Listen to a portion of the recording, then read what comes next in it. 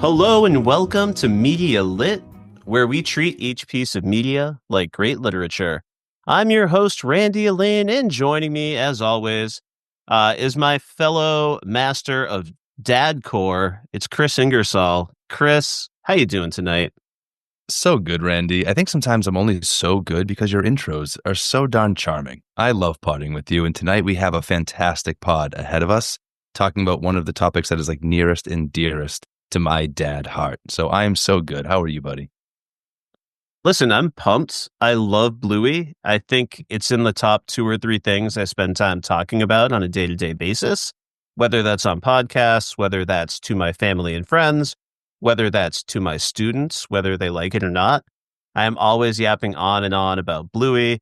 I often get Bluey-themed gifts from my students, or at least questions about recent Bluey fare. And we've done a lot of Bluey podding. We did like one of our first mini-sodes last year on the sign, which was a possible conclusion to the entire series. We've been getting together to do some mini-sodes on every set of Bluey mini-sodes when those have been dropping over the course of the last year. But this is the first time we are like just buckling in for a full-on Bluey extravaganza, full episode, full event, and of course, full panel. So I am hyped. What is your hype level, Kris? It's through the roof. You know, we've got, like I said, I could talk about Bluey with you all day long, but to have these folks joining us, to have this level of passion, this level of, power joining us for this topic, I am like through the roof. I think you've come up with one of your best formats yet. I always say that you're the mastermind, you're the games master, and you nailed it this time. I think we're going to have a blast tonight. Well, thank you so much.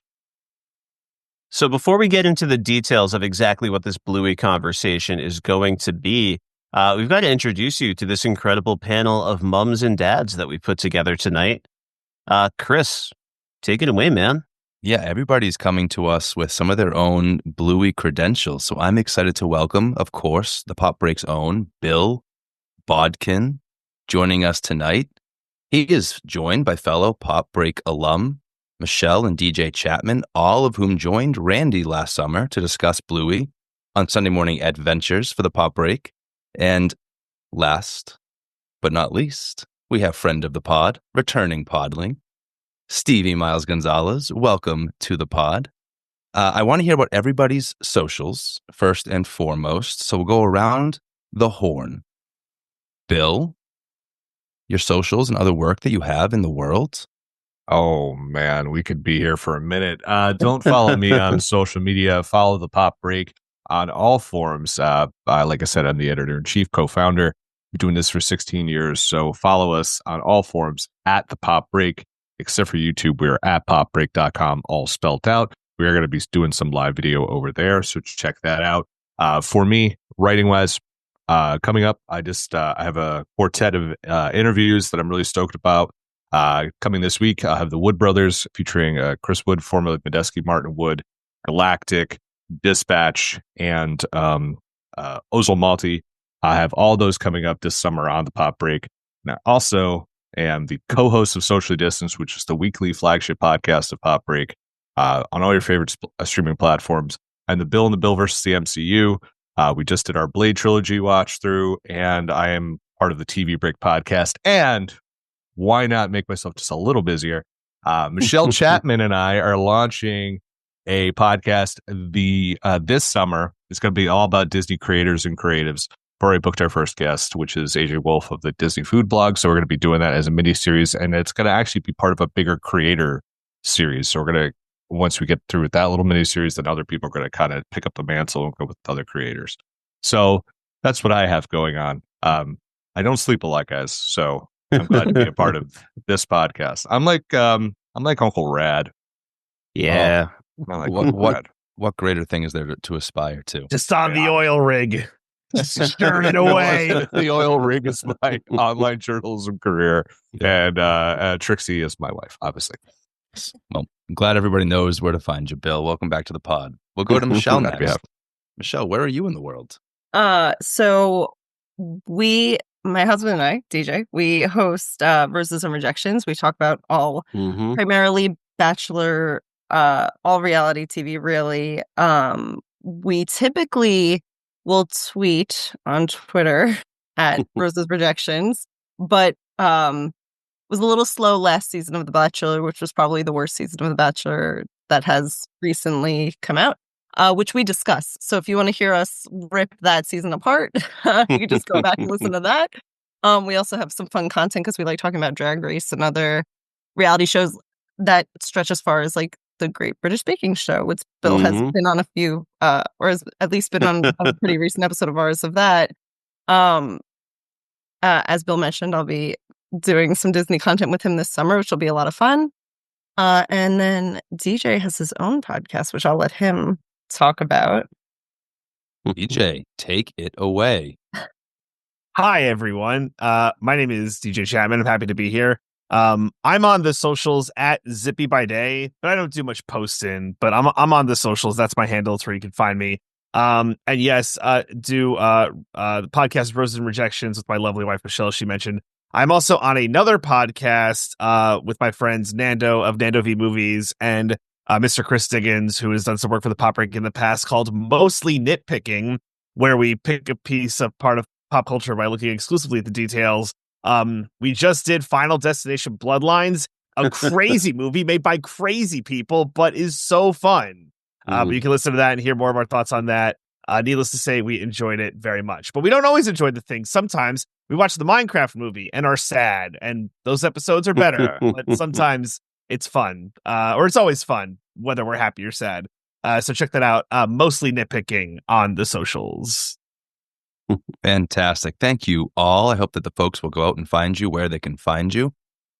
And as I mentioned, you all have had a history of Bluey Talk together. So if you folks at home want to hear more of their thoughts on Bluey outside of this conversation, return to Saturday Morning Adventures, Mums and Dads from last year. Yeah, you can find out on the Pop Break feed on all your favorite streaming platforms. Every one of them. But mostly Spotify. It's mostly Spotify. Spotify, yeah. We got that memo. Yeah.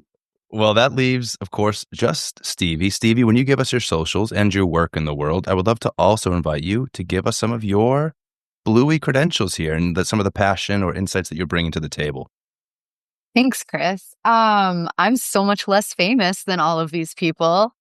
I'm not really on any podcasts or anything. I do have a poetry Instagram where I publish my poetry. It's nice. Stevie Miles Words on Instagram. It's a great follow, people. It's a great follow. Most of the content that I create during the school year is the yearbook for our high school. So we just finished that. So now I'm like a free agent if anybody needs me for anything. So yeah, I've been watching Bluey since you could watch Bluey in the US, I guess. I think it hit Disney Plus for us late January 2020. Does that sound right? Sounds right. Yeah. So for us, we really discovered it right at the start of the pandemic. I remember March 13th was a Friday, and that was the day that it got announced to our school and everything that we weren't going to be going back to school at least for a couple weeks.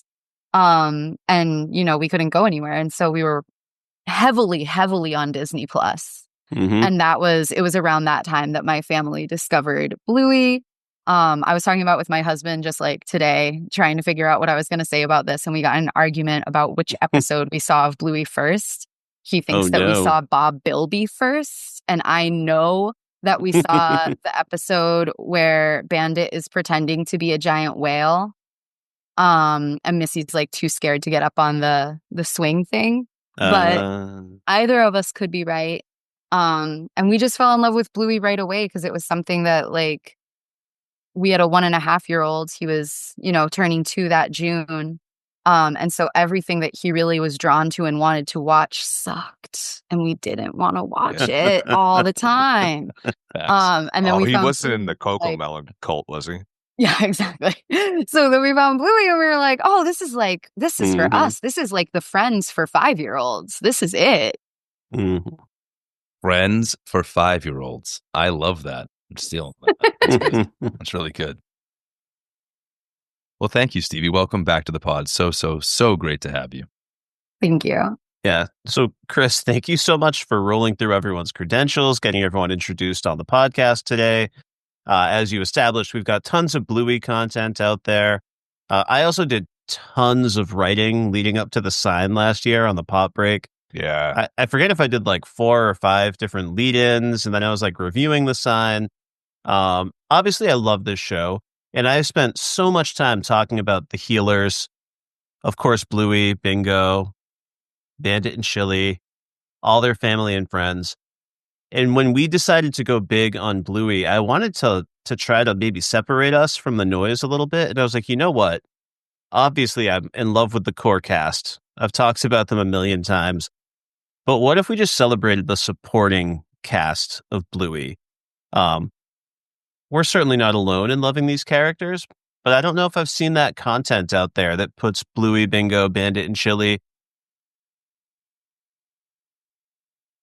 And I thought that would be a really fun activity.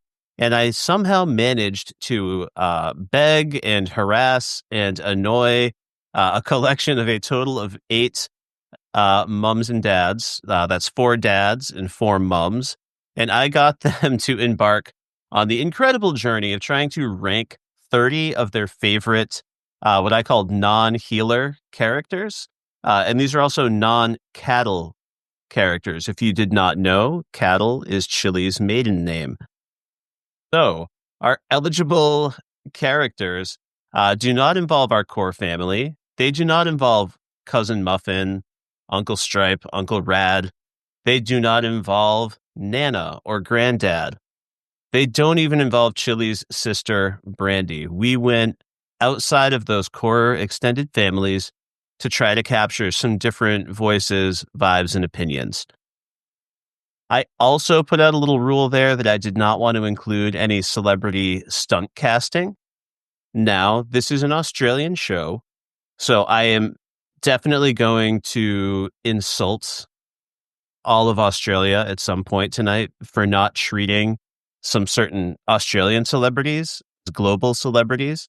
So if you are listening from down under, please hit us up, media.slash.lit@gmail.com, to let us know who we failed to celebrate appropriately, and we'll be sure to remedy that on a future episode. So that was quite a lot for everyone to go through. So one thing I tried not to control too much was what criteria everybody was going to use. I just said, it's up to you. So I don't know exactly what criteria everyone used. That will be revealed to us along the way. I would anticipate we're going to hear a lot about the emotional impact these characters had on us. I think everyone had at least one character that they clearly loved more than everybody else. I think we're going to hear a lot about humor, a lot about cuteness, but I think we're also going to hear about characters who maybe we wouldn't want to hang out with, but they add nuance and complication and layers to the story, and Bluey couldn't be Bluey without them. So before we dive into an astounding list of 35 characters, I just wanted to shout out my toughest cut as I was establishing my rules. And I've just got to shout out Alfie, as voiced by Robert Irwin, because he was voiced by celebrity Robert Irwin, who I love, who my wife loves. We love to watch that show about the wilderness preserve that the Irwin family owns and takes care of. He was not eligible for the list, but his character, Alfie, was more than just a stunt casting moment. He had a full arc. He was incredible. I would be thrilled to see him again. So I was on the fence, but I had to cut Alfie from the list. So just shout out Alfie. We love you and thank you. All right. He was going to be my cash-in. I had written down. Oh, we're pulling out. Yeah, I was just like, yo, it's totally Alfie. And it's like, we cut Alfie. I'm like, whoops. Listen, classic me. Listen, Bill, that comment is actually kind of perfectly timed because we are going to be, we are going to be jumping into our chat, and I've assigned everyone 14 characters that they are going to definitely get a chance to talk about tonight. But I also gave everyone a wild card. At some point tonight, I am not going to call on you, but you're going to dive in. Bill, do you want to cash in early and talk to me about Alfie? You could if you want. No, you killed my baby boy. I can't talk about him now. You threw him off a cliff. I can't talk about him. Stay tuned for a full Alfie media lit episode in the future. That'll be the next podcast. With the Alpha Cast, yeah. Yeah. Whole series. Incredible We could probably get him character. on. I bet you we can get him on. Also pour one out for the butlers. I loved all of the butlers and the I butlers. was like, you know what? minisode. I'll jump in with the Butlers, and then you cut them. God damn it, Randy. Again, they're incredible, but they are also spawned from the imaginations of Bluey and Bingo, and I'm trying my best to extend the conversation out there into this canine version of Brisbane, and we're going to do our best. All right. So before we dive in, Kris, do you have any thoughts you want to share about why it's worth focusing on the supporting cast versus our standard healers? Yeah, I mean, this is what gives their world depth, right? Like, who are the healers if, like, who's Bluey if she's not playing with Jean-Luc? Who is Chili if she's not receiving love or giving love to the mom group? What are their games without Pat in the background? These are the characters who make our healers who they are. It gives the world life. It makes it relatable. Bluey needs a friend to run into in traffic so she can be so excited. And so I'm thrilled to have this chance to celebrate those folks that make this show so special. All right. Well, I've got this huge plan ahead of us to capture 35 characters, so I suppose we should get started. I have asked Kris to fire up a timer for me. We're hoping that we won't have to be too forward and vocal about the timer throughout the course of the conversation. But we want to keep things moving because we're going to get 90 total shares from people as we discuss 35 characters. And if you are a loyal listener to this podcast, you know we did a really beautiful Taylor Swift podcast, but it was over 3.5 hours long. And we would very much like to get everyone out of here at a reasonable hour and just get your best, most energized stuff. Kris, is the timer ready? The timer is ready. My head is ready to spin around like good cop, bad cop. So in the moment, I can just make sure everybody's in line. Perfect. We need you for that, man. All right. So we're going to kick it off with number 35. And yeah, I'm going to keep yapping. We're going to me first. So start that timer. I'm going to try to set a good example.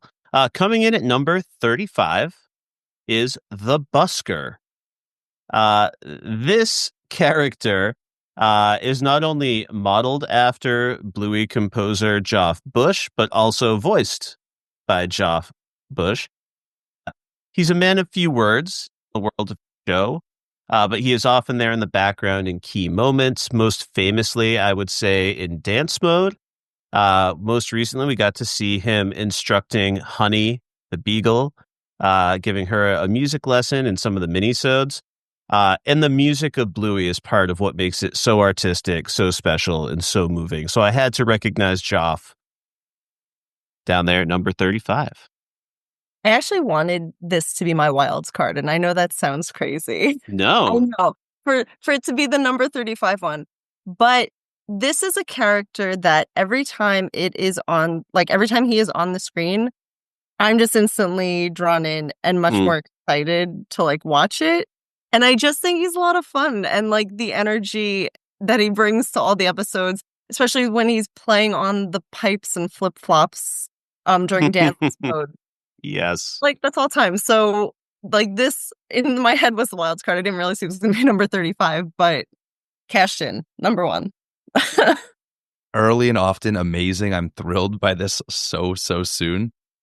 I'm also going to cash in my wild card. Right nice. Only because it's not. This even is crazy. Really, this is insane. Not on behalf of the Busker, really. I knew that this character was going to come up tonight, and I just wanted to make sure I could celebrate Randy's love for this character.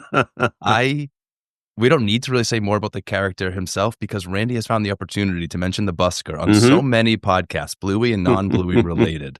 And so the value of this character to me has swelled because of my love for Randy and his love for this character. My new mission is to get him on that Disney Creators podcast. God. DJ, are you cashing in too? Oh no, I'm just pointing good idea. No, I'm not a savage. I'm not a savage like these people. I'm not brave. All right. Well, that's one character down, folks. We've got so many more people left to celebrate. And it's fitting that we just talk to DJ Chapman because DJ, I'm going to you next. At number 34, I'm going to ask you to celebrate Lulu. This is Jack Russell's little sister. Tell me why Lulu made it on your list. Lulu keeps it real. Lulu is the one. Now, some might say Lulu's a narc. I disagree. I think Lulu is the straight-laced younger sibling, knows how to keep his brother in line. So very iconic episode, Army, where we first meet Jack, and Lulu's like, you can't do any of the things. And I just find that very endearing as a fellow narc myself. Not a younger sibling, only child here, but like similar vibes. But then also, and I can't remember the name of the episode, where he's lost because the sat nav died. All-time performance by Lulu. Back in there, eating the strawberries, having a blast, like just keeping it real with her dad. I just love the energy that Lulu brings to the table. And that's why she was on my list. It is deadly accurate for smart daughters to do stuff like that for their dads. I'm going to tell you that right now. Yeah, DJ, I felt it. Thank you for nailing the spirit of the exercise. Does anyone have a wild card they want to cash in to talk about Lulu? All right. We love you. Thank you, Lulu. All right. Moving up to number 33, I'm turning things over to my co-host, Kris Ingersoll, and I would love to hear about Digger. This is Rusty's older brother. Okay, I'm not surprised to hear that Digger landed so low on the list and that he's my guy to talk about. I had to include Digger because of his influence on Rusty, and Rusty really means so much to me. We'll get to that later in the conversation tonight. But I have an older brother, right? And I know the impact that relationship has on you. It's a complicated one. And you can see that complication within that relationship that he shares with Rusty. But ultimately, Digger's a good boy. You can see that he is standing in that sort of surrogate dad role. Dad's away. Rusty misses his dad. He needs that influence. He's not overly affectionate with Rusty. He's more of a tough love type big brother, but you can tell he truly does care about him. There's a moment when he pokes his head out from the bottom bunk to have one last word with Rusty before they go to sleep. And maybe it wasn't the most encouraging word. Maybe he didn't get that moment right, but he wanted to have that moment for his brother. And the fact that he's reaching for that means a lot to me for Rusty. Yeah, absolutely beautiful stuff, Kris. You and also DJ Chapman had Digger quite high. So you were not alone in celebrating this character. Any wild cards that we want to cash in? All right, we will be spending plenty of time with this family, so I'm sure we'll get to hear more later on. All right, moving up to number 32, I'm going to turn to Michelle Chapman this time. I'm going to ask you to celebrate a character who made it onto the list thanks to your vote and also a vote from Kris's wife, who is not joining us on this podcast, but was one of our 8 moms and dads who contributed to the votes. Michelle, tell me about the terrier's mom and why she means so much to you. Okay. I have to give props to the terrier's mom, who single, triplets, crazy triplets, by the way, not just like 3 kids with a lot of energy who are constantly playing games and running around and stuff. And she's still out here hustling. She's going to get makeup and she's trying stuff on, whatever. She just brings the kids along with her. And then we see her whole arc where she finds love with Winton's dad. And it's just very, it's nice to see. And maybe I don't have a lot more than that to say about it, but I appreciate the hustle, her grind set. Yeah, she's certainly deserving of your love and admiration. It's easy to focus on the storyline and just forget what she's going through. She's got so much going on. It's tough enough on Winton's dad, but he doesn't have those 3 crazy kids. I hope they don't eat Winton alive. All right.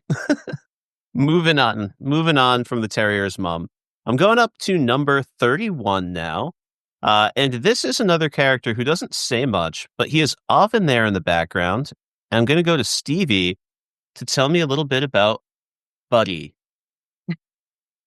When I looked at the list and this is the first one that I had to talk about, I was like, Randy, I don't know who Buddy is. Did I put Buddy on my list? That's how out of my brain Buddy was.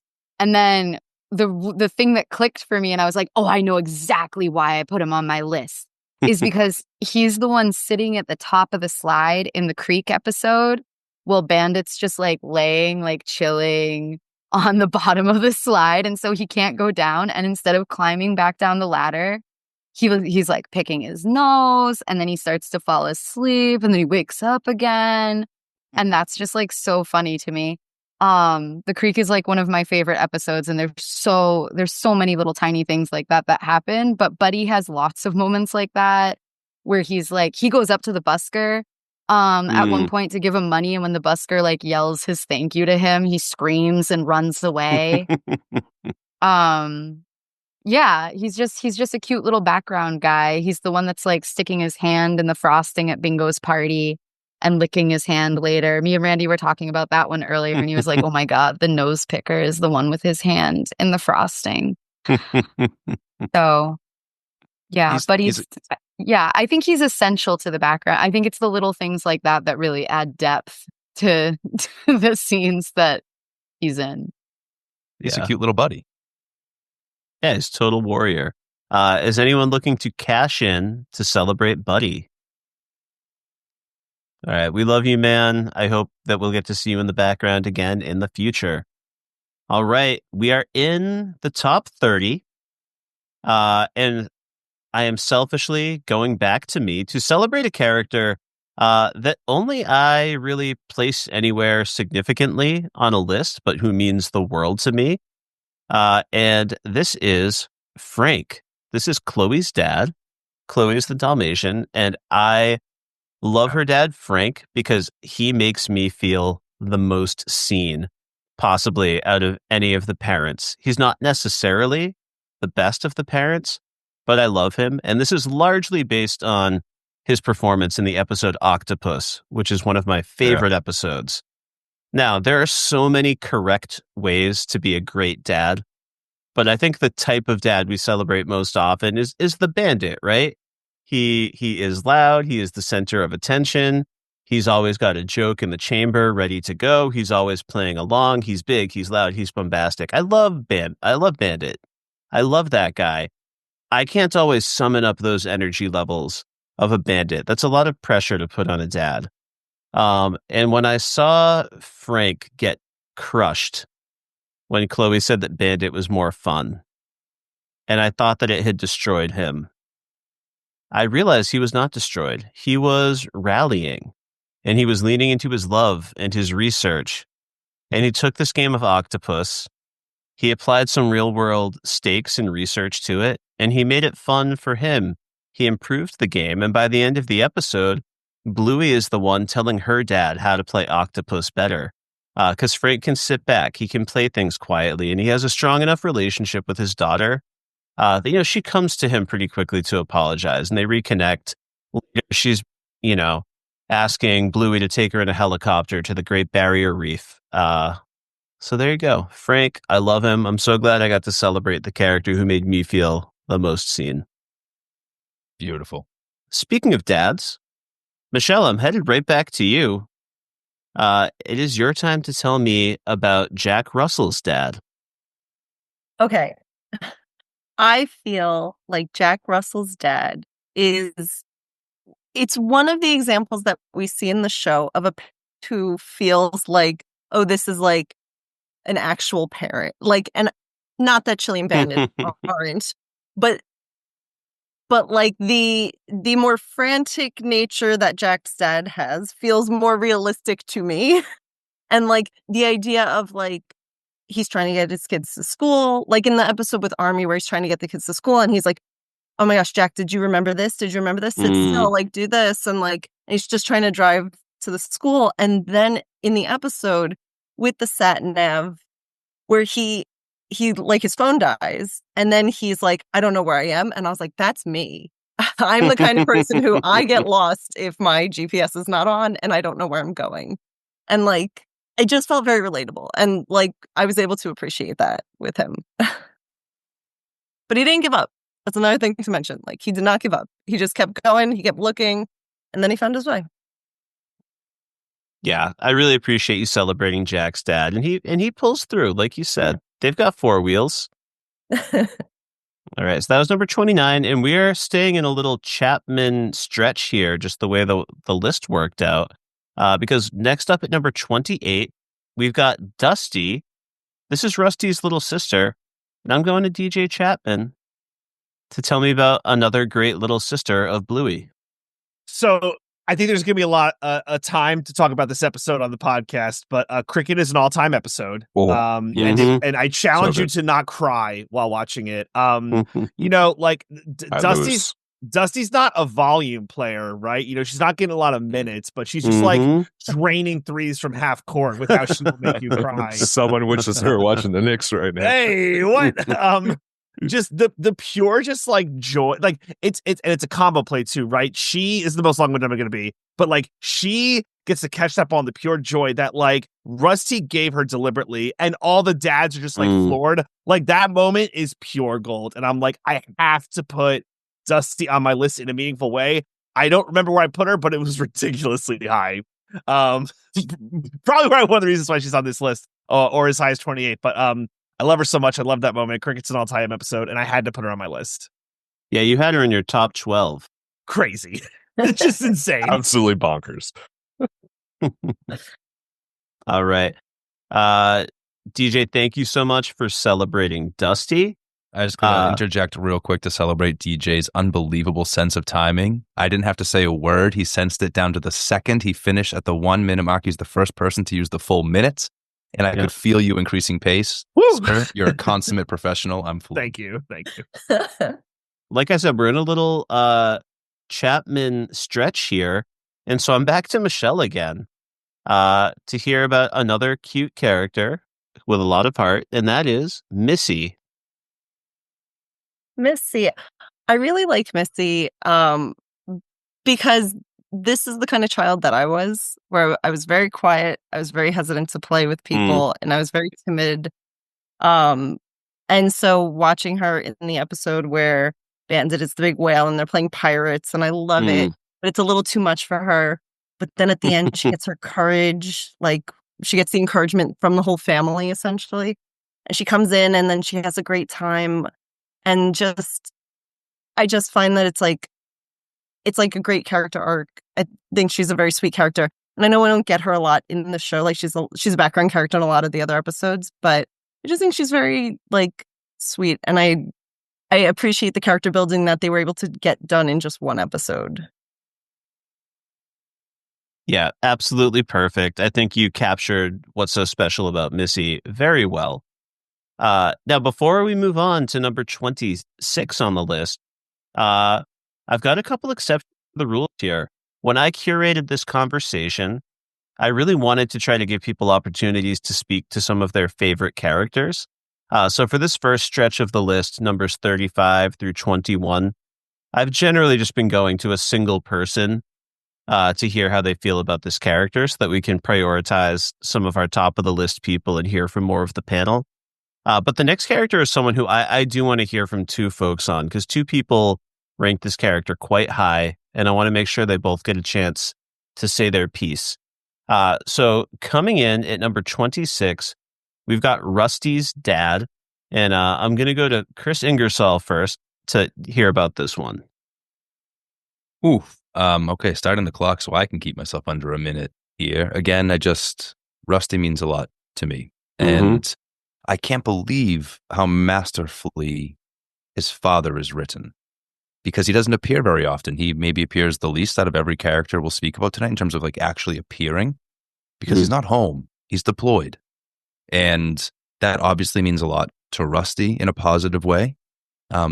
Every letter he writes home, like I'm going to cry now just trying to talk about it. I can't believe how thoughtfully he's able to parent from such a distance, how thoughtfully he's able to continue to engage with his children in a real and authentic way according to their actual lives, the things that they're really going through. It's obvious he keeps up communications, and he's not just like missing them for his sake. He's missing them. He's missing experiencing their lives. And yeah, when he shows up at the end of Army, that's it for me. Yeah, I think that's perfect. Yeah, Kris, you had Rusty's dad in your top 10. And you were not alone. In fact, you had him right at number 10, and so did I told you we're in the Chapman stretch. DJ Chapman also had Rusty's dad quite high. DJ, what do you have to say about this character who doesn't get a lot of screen time but makes a huge impact?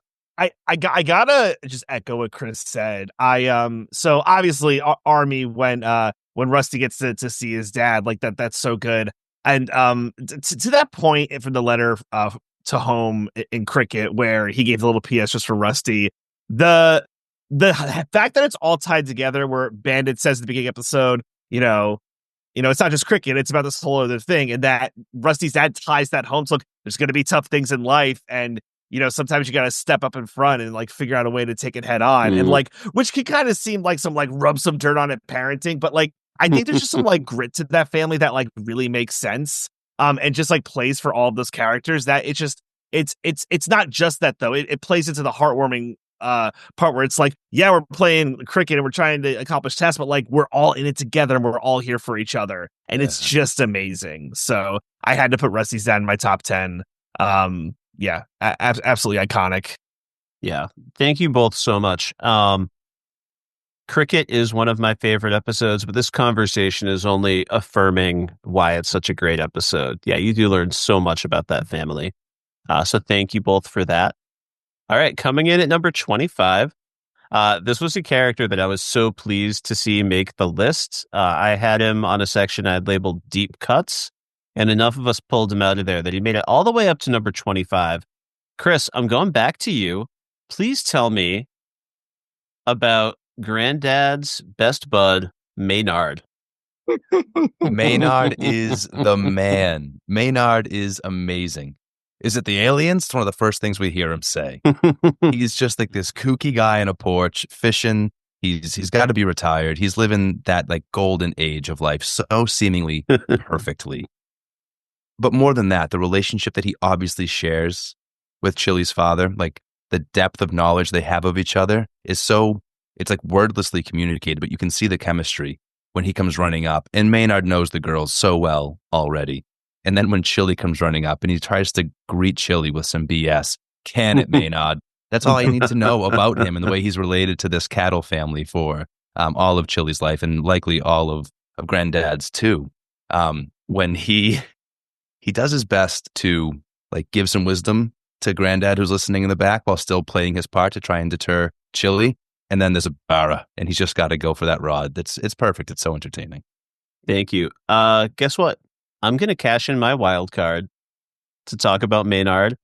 I didn't think I was going to because the main thing I wanted to do was quote what you already quoted, Kris, which was the "Can it, Maynard?"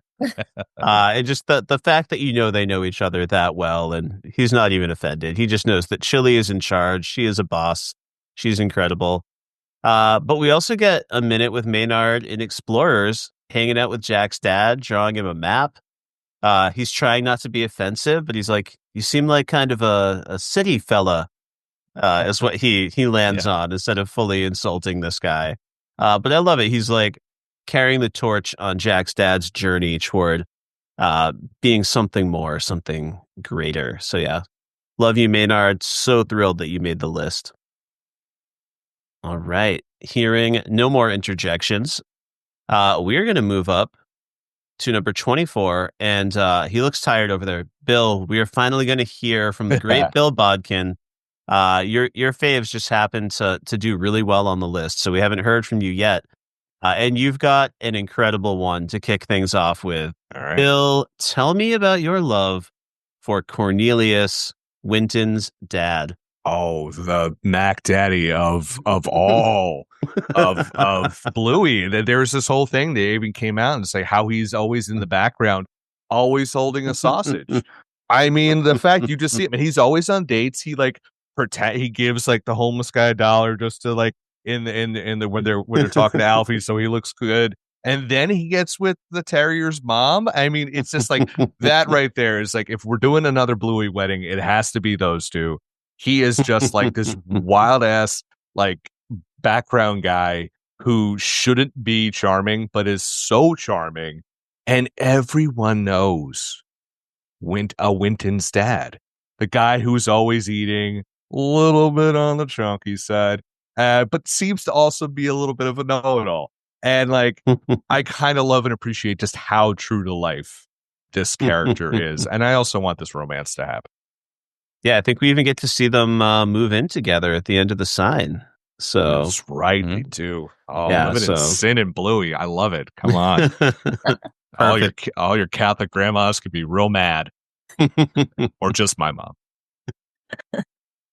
All right, we're getting close to the top 20, but we're not there yet. Coming in at number 23 is a little bit of a change of pace. This is the one other exception to my one share per character rule in the bottom 15 here.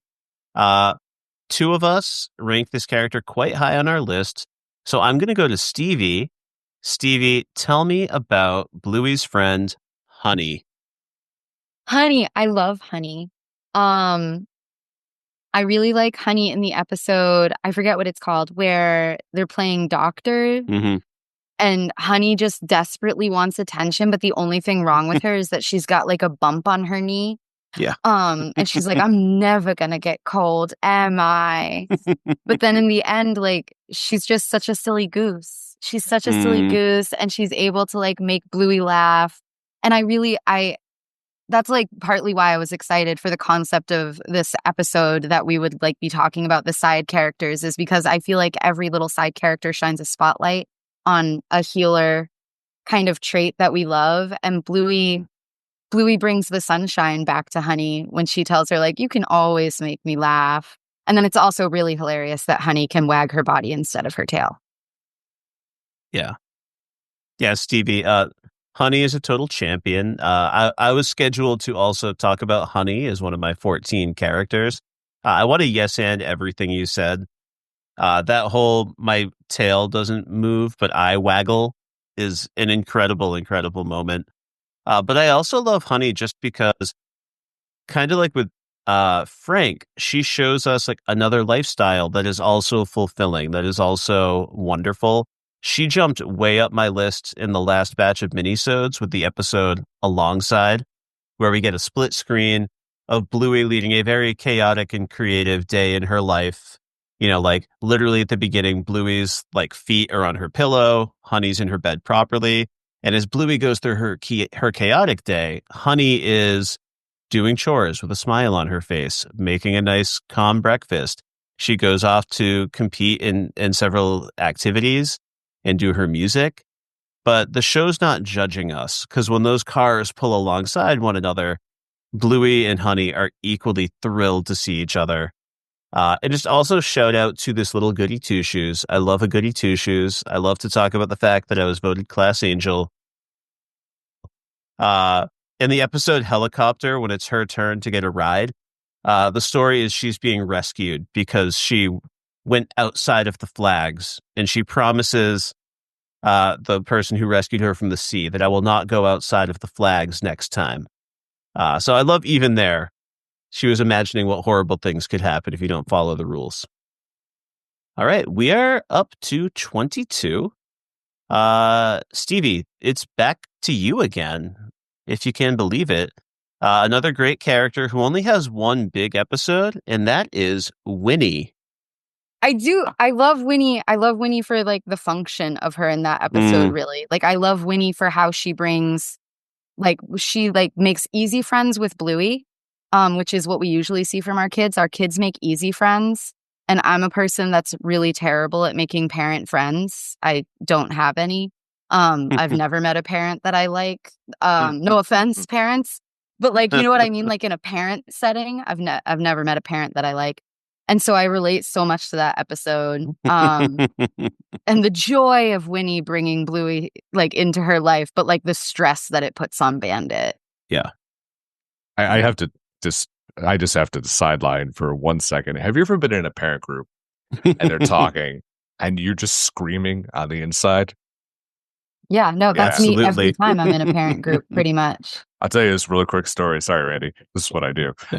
I was out of work at the time too, so this is gonna make me feel real great. So we bring my daughter. She's in like daycare, and one of her daycare friends is like, "Hey, come over." And I had like, because it was like a pool party, so I came. I had a t-shirt on. I had like camo cargo pants because I'm a dad from New Jersey. 'Cause that's my outfit. And I sat down while my wife changed my daughter into her swimsuit, and the lady who was running the party was just like, "Oh, are you here from the movers? Essentially, are you like working?" I'm like, "No, I'm Sophie's dad." And they're like, "Okay." And then I walk out, and everyone is wearing like the rich New Jersey dad outfit, which is like shiny polo shirt, khaki shorts, Nice. like wraparound glasses on the head, drinking a Corona, talking about their portfolio. I am sitting there. I'm just like, I think Kris is throwing up. I was just like, the whole time, I'm just like I can only imagine what that conversation they're talking about in 2025 is. But let's just say I spent a lot of time in a kiddie pool that day. I appreciate that aside. That sounds like a worse nightmare. Yeah. I made it work. You always do. Not always, my friend. Oh, man. Gotta love Winnie. All right. Moving on to number 21. DJ, tell me about the neighbor, Lucky. Oh, we love Lucky. Lucky. See, Lucky's tricky because, like, I feel like Lucky's around, and it's always just kind of like, I don't want to make this seem like negative, but like Lucky is always like down to be a part of whatever the nonsense is, right? Like Lucky's a really good improv character, right? It's like there's something going on in the scene. It's like, all right, I guess like I'm a part of this now. You know, I think Lucky's dad, I think Pat bolsters that a lot. But I do think like Lucky is good at like being a part of the shenanigans and the fun, and that whole family is just awesome. So I feel like you gotta mention Lucky. I feel like I'm missing like a big Lucky iconic moment, but you know, if someone wants to bail me out, I'm totally open for it. I'm gonna let you drown, bro. Thanks. I would say my favorite Lucky moment, DJ, is probably we were talking about the episode The Doctor with Honey earlier, where she's waiting to get her sore knee attended to. And I believe Lucky is the first one to raise the stakes. He runs out with a stuffed alligator on his head. It's just like, I've got a gator on my head. Yeah. That's good. That's good. Yeah. So yeah, he comes in those short spurts. But yeah, shout out to Lucky, always being overshadowed by that dad, but a good dude. All right, folks, we are about to enter the top 20. So for the next set of characters, I'm going to be hearing from at least 2 people on every character. This is not that we're using up our wild cards. It's that we're making our way toward the top, and we're going to give each character a little bit more time. Kris, we just talked about Winnie a minute ago, but I'm going to turn to you first to tell me about her dad, Fido. Fido, my best friend, Fido. Is that who you're talking about? I sure am. Because I'm a friendly guy, and I'm one who like is probably likely to strike up a conversation at the playground, but I'm also terrified that anybody's going to want that moment to extend beyond that moment of friendliness. And so I like really relate to Bandit's anxiety about like resisting what was so obviously a wonderful connection, and then watching that wonderful connection blossom to the point where they're both looking forward to it in the morning. You know, Bandit's disappointed because Bluey slept in and is going to miss the playground. That's all Fido's dad. Like, Bandit needed this guy so badly in his life, and I'm so grateful that he came along for him, so he can have another friend who like thinks it's okay to play with the kids. I mean, we'll talk about Pat, but Fido meets Bandit right where he's at, and they're able to bond, not because they have things in common themselves, which they do, but because they're both fantastic girl dads, and I love that. Yeah, that's perfect, Kris. Now, you had Fido at 7. I had Fido at 8. We were the biggest on this character. As you were talking, I started to panic a little bit. I was like, wait, have we been doing a podcast together for a year and a half just because I didn't get the hint and Kris doesn't want to tell me that the conversation is over? Oh, man. Because that would be really dark. But no, they formed a real friendship, right? I'm going to cry. I can't believe that is so bad. Speaking of jokes bombing, yikes. No, we just felt bad for you. They forgot friends. They forgot to toast it. He has that great line. But no, I mean, it's tough to make friends when you're an adult. Your life is big. When you're a parent, it's even bigger. Every time you have a moment, you want it to yourself. So you need other people to step up, right?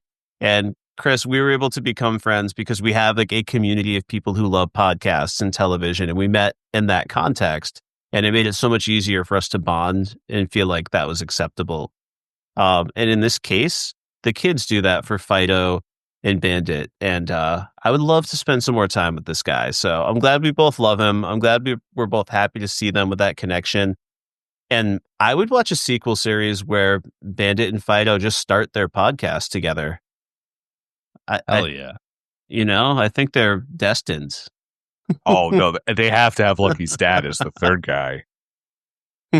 Yeah, he's got to be the Kramer who bursts in the room and adds a little bit of energy, Stumpfest, the podcast. Beautiful.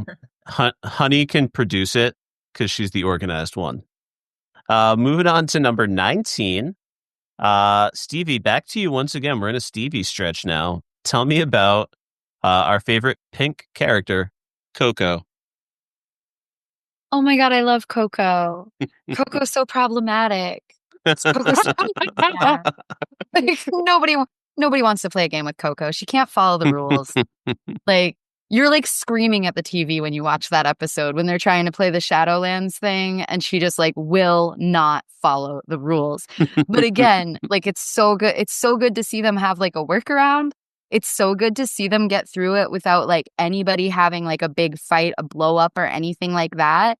And in the end, Coco's like, no, I want to follow the rules. Like, let's do it, then help me do it. I want to do it. And I just love that spirit. And again, like, I feel like I'm poo-pooing on adults a lot. But I just don't see that attitude in so many grown-ups. And so I think it's something that we need to see and celebrate in our kiddos. What a beautiful defense of Coco. Bill, I'm also going to go to you to hear about Coco. She made it pretty high on your list in your top 12.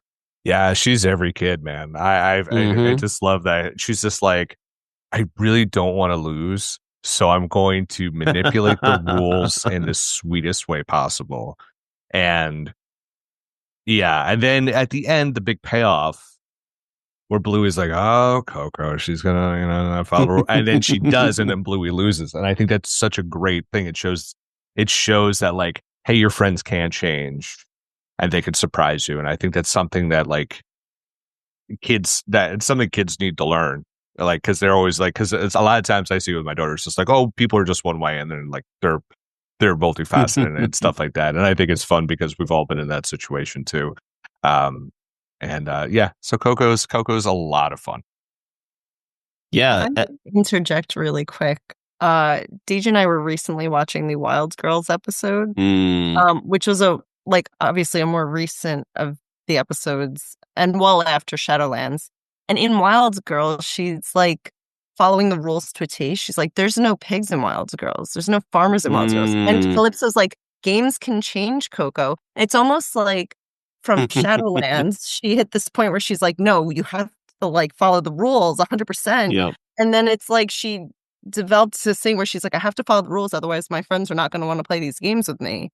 And then it's just funny to see the development where they're like, no, you can like change games. So it was just an interesting, almost confusing for Coco, I think, where it's like, okay, well, let's be a little bit more clear about this. Well, I'm actually really happy that you came in with that interjection, Michelle, because like this is one of the first characters we've talked about who's really on an arc. Like, we get to see that character development and change. And I think that's going to become more and more of a common trend as we get higher up on the list. These characters we've had more opportunity to live with. And I think that was an important observation. So thank you so much. Perfect stuff. All right. Moving on to number 18. I think I got a little bit of a preview of what we're going to hear back on the Pop Break podcast feed last year on Saturday Morning Adventures, but I'm really excited to hear it again because it's great stuff. But first, I'm going to go to Bill to talk about a character who is in your top 5. This is Janelle, Lucky's mom. She's awesome. I love Janelle so much because her voices just cracks me up every time I hear it. The Decider is such a great episode because she just like, hi, a bunch of cheaters. Like, she just has that screechy voice, but also it's just like, and then she gets the kids to come over, but then when they start losing and everything goes the other way, it's just like, it feels like she's so sad. And you're like, yeah, that is sport. And that is like, you feel sad, but there's also kind of a personal thing to it where she feels alone in her own home because they don't root for the same team. And then, of course, the outcome of let's be the yellow and gold, except for your friend Mackenzie. Also, I love how much in the Pass the Parcel episode, which was on TV today, how she just kind of, gives into, she like butts up against Lucky's dad. And I think that's a lot of fun. The two generations of that. Michelle, you also had Janelle quite high on your list in your top 10. What do you want to add? Okay. In regards to, so I cannot watch The Decider without sobbing. And there's a reason for this. So I come from New York. My husband's from New Jersey. And we don't agree on any sports teams at all. I agree with your sports teams, by the way, for the most part. Yes. But between like DJ and like our friends in the area who all like all the New Jersey teams, I'm the odd man out who likes all the New York teams. And so when we watch sports, we never agree on anything. So watching The Decider was, I have a hard time. I'm like choking up talking about it. When the part that breaks me every time is when Lucky is like, you have to decide who you're going to watch the game with. And the little boy is like, I'm going to go with dad. And I'm like, the mom has no one. She has no one. And that gets me every time. And I sob every time I watch that episode. And I feel bad for her because I can relate to that. And it's my fear that none of my kids are going to want to watch or be part of like my sports team. And they're all going to be with DJ and I'm going to have no one. And it's just manifesting. But DJ, you're a monster, dude. we actually, but we laugh because at the end when they're like, we all root for the golds and greens, we're like, that's not how that would work at all. But I really appreciate, like, I just think that she's a great character, and like I relate to her so much that like I put her so high on my list because I'm just like, that's like, she holds a really special place like in my heart. And that is the one episode that I cannot watch without sobbing. Just can't do it. Yeah, no, perfect response. And Janelle really came in kind of late in the game and made her presence known. She's a great character. All right. Moving up to 17. It's not a burger dog. It's a wiener dog. Bill Bodkin, tell me about Snickers. It's a sausage dog. Let's get it right. Snickers is great because he's that kid that we all know who's just a little awkward. And he's got his little hat on and he's just always down for fun. But I think, Shadowlands is his shining moment for me because he's just move your little sausage dog's legs. And I just see him running. He's trying so hard. And I can not help but belly laugh every time he does that. His little hat falls off. And you're like, he's going to go back for the damn hat. Don't do it. Don't do it. And then they're all howling at one point. But yeah, and then he leaps in at the end because, God, who doesn't want those cupcakes? Oh, yeah. Sorry, I wander when food comes into my mind. But it's, yeah, so I cannot love him. He's a great, lovable friend. He's part of the gang. He's never going to make or break an episode. He's only going to augment it with his presence. This was a character who also made it quite high on my list, Bill. So I'm going to step in to talk a little bit about Snickers. This is one character who hasn't really had like a full story assigned to him, but he's in competition with Buddy for like background warrior when he's not featured in an episode, or just like these quick little glimpses. Bill talked about Shadowlands, which is a huge moment, but it's not only that like Snickers has a tough time jumping, but like he's so confident and cool about it. He'll be a little bit self-deprecating. Look at my little legs. I can't make that jump. But it doesn't really feel like he's down on himself. Everyone else, I love that he goes for it. And then I feel for this guy because on at least 2 different occasions I can think of, the other characters just pick him up and carry him so they don't have to wait. It happens in Shadowlands when Bluey pick him up. And in Seesaw later on, Bluey will single-handedly just lift Snickers up off the ground to run him over to the seesaw. And he's just like an absolute champion. I love the episode Helicopter I mentioned earlier. Snickers hops in and instantly like lives out his dream of being a traffic reporter. Hey. Which is awkward kid personified. So Bill, I think you captured it. I just want to say one thing, and you can count this as my wild card if you want, but Snickers can't even sit. Did you already say that? No, you're right. Sit right. Oh, and it's man. something he's so worried about, that all the kids can like parrot out what Calypso says, like, you'll do it when you're ready. Oh, thank you. I'm glad that does not have to count. Important interjection. Yeah, poor guy. He finally picks up that ball in cricket and he can't even throw it more than a few inches because of those short little arms. Love Snickers. He's my guy. He'd be the one I'd be most likely to have as a pet, I think. So there you go. He's integral to taking down the terriers. Sausage dog roll. Mm-hmm. Yes, he does perfect rolls down the hill in the background of Explorers as well. Moving up to number 16. This is a very special character with one of the most special moments in all of Bluey. And I'm going to go to Michelle first because you put this character at the very top of your list. Yep. And while this character was not at the top of my list, it made perfect sense to me.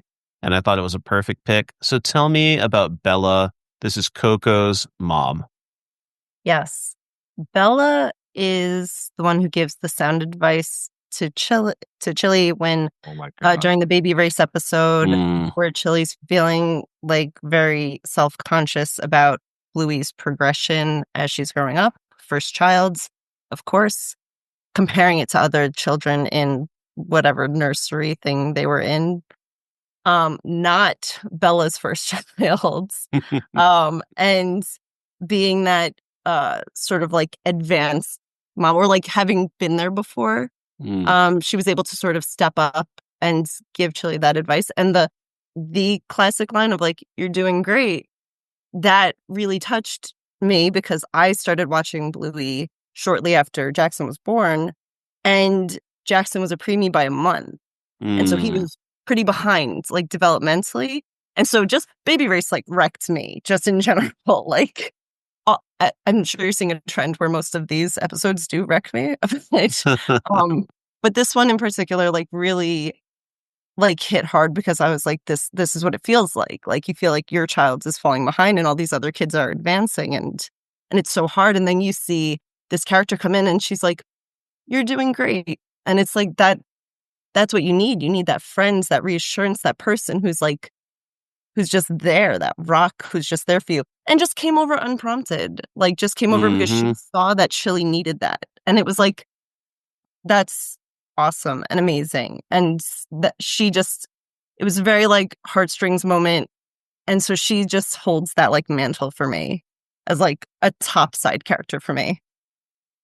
No, thank you so much for sharing that, Michelle. It's incredible. Bella made it onto most of our lists, more than worthy of a number one. Kris, you had Bella at number 2. So can you build on what Michelle's been saying to us? This episode also wrecks me.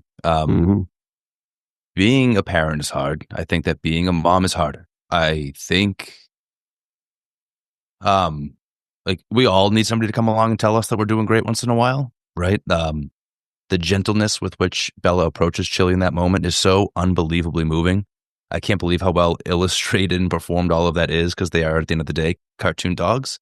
But like, I say being a mom is harder because the expectations are just so different, and it's not fair.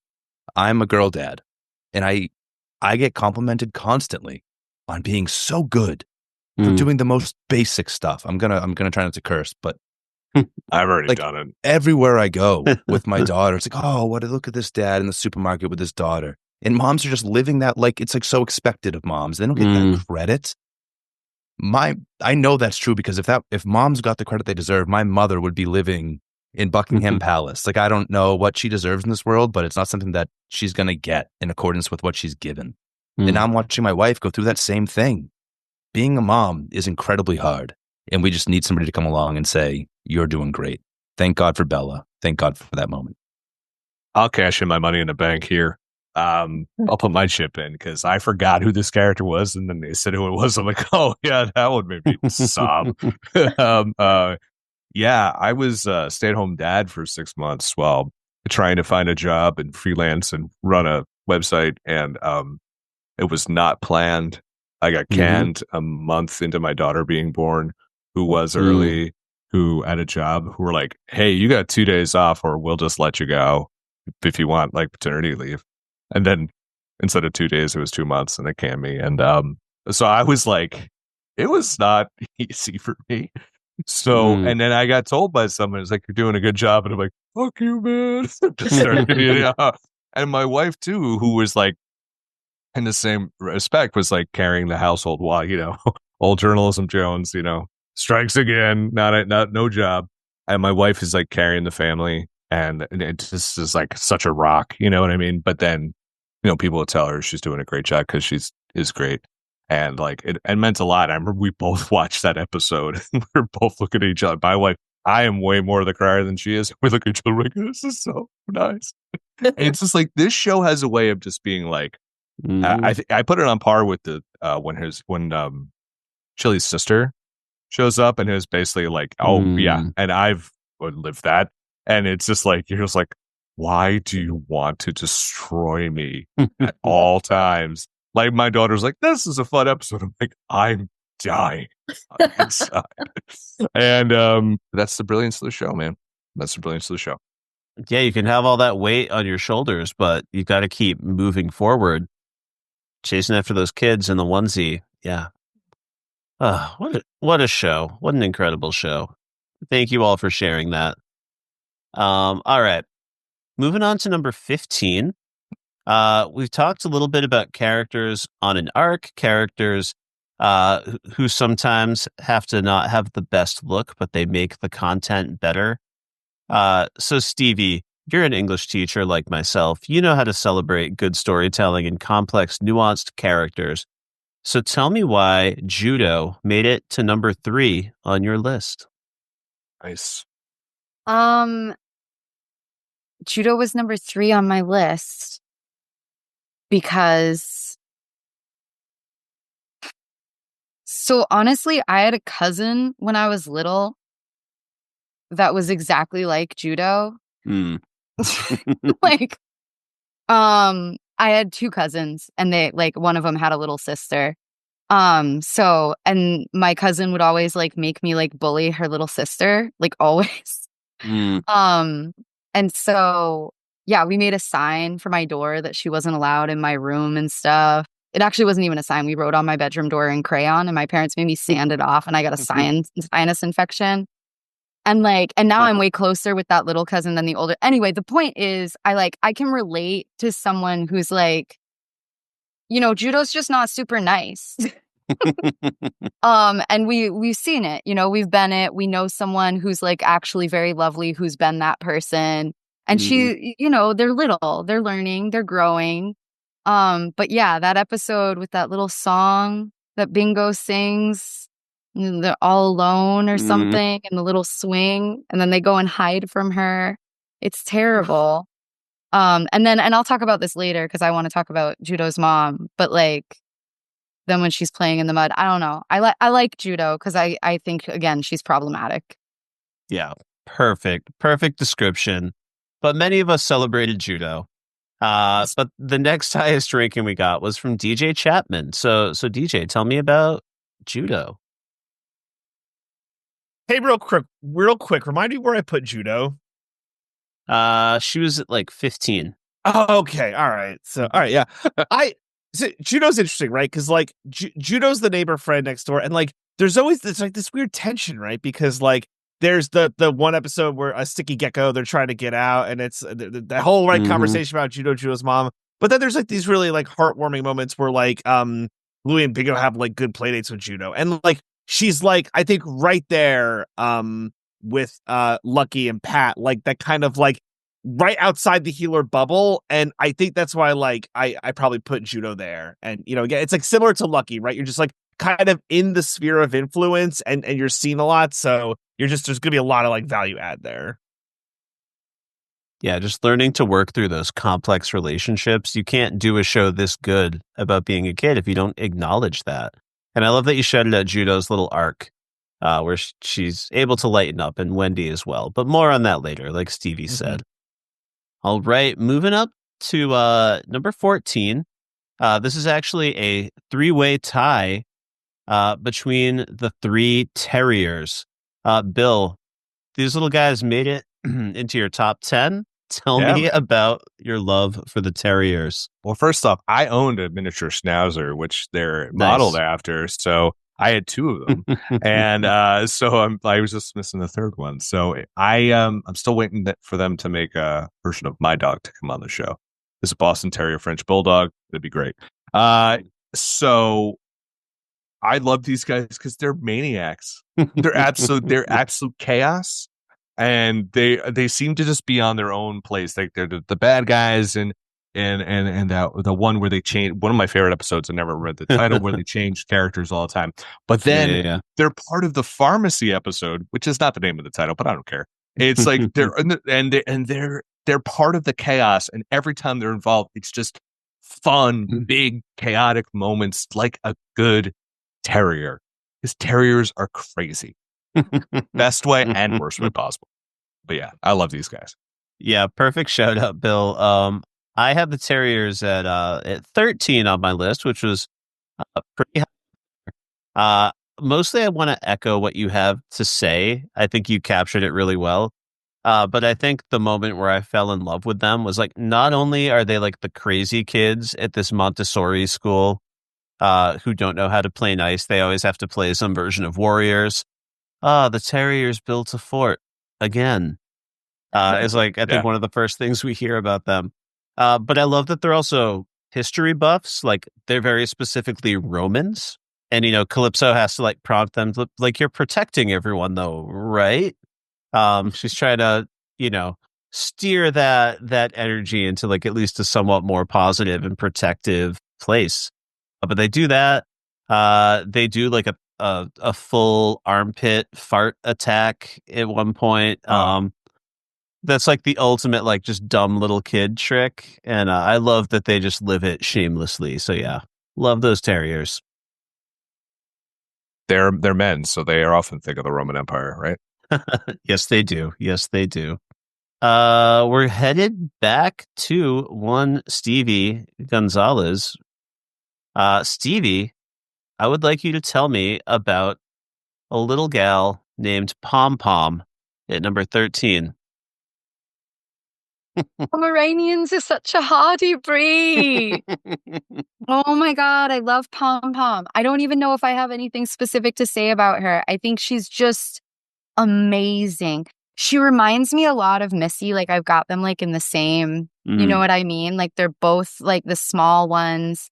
They both have to kind of push their way into a situation if they want to be a part of it. Like it's a push for them, I feel like. And when she like is able to save the day with the like seesaw with Bandit, I just think it's like amazing. And I like celebrating. Yeah, I think it's a celebration of differences. And I think it's really beautiful that Pom Pom is like the weight that does it for them in that episode. Yeah, beautiful. And Bill, you had Pom Pom at number 11. Why do you love this little cotton ball? Oh, Pomeranians are a small and hardy breed. As a line I say all the time. Anytime I see something small, it doesn't matter if it's a human, it's a dog, it's a chair. That's what I say.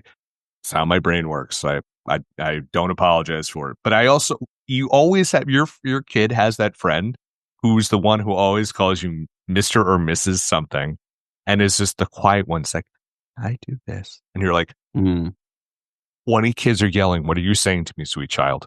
And it's just like, and then you're just like, yes, I will. You end up being their friend at the party, or they'll come back to you. So I'm just like, and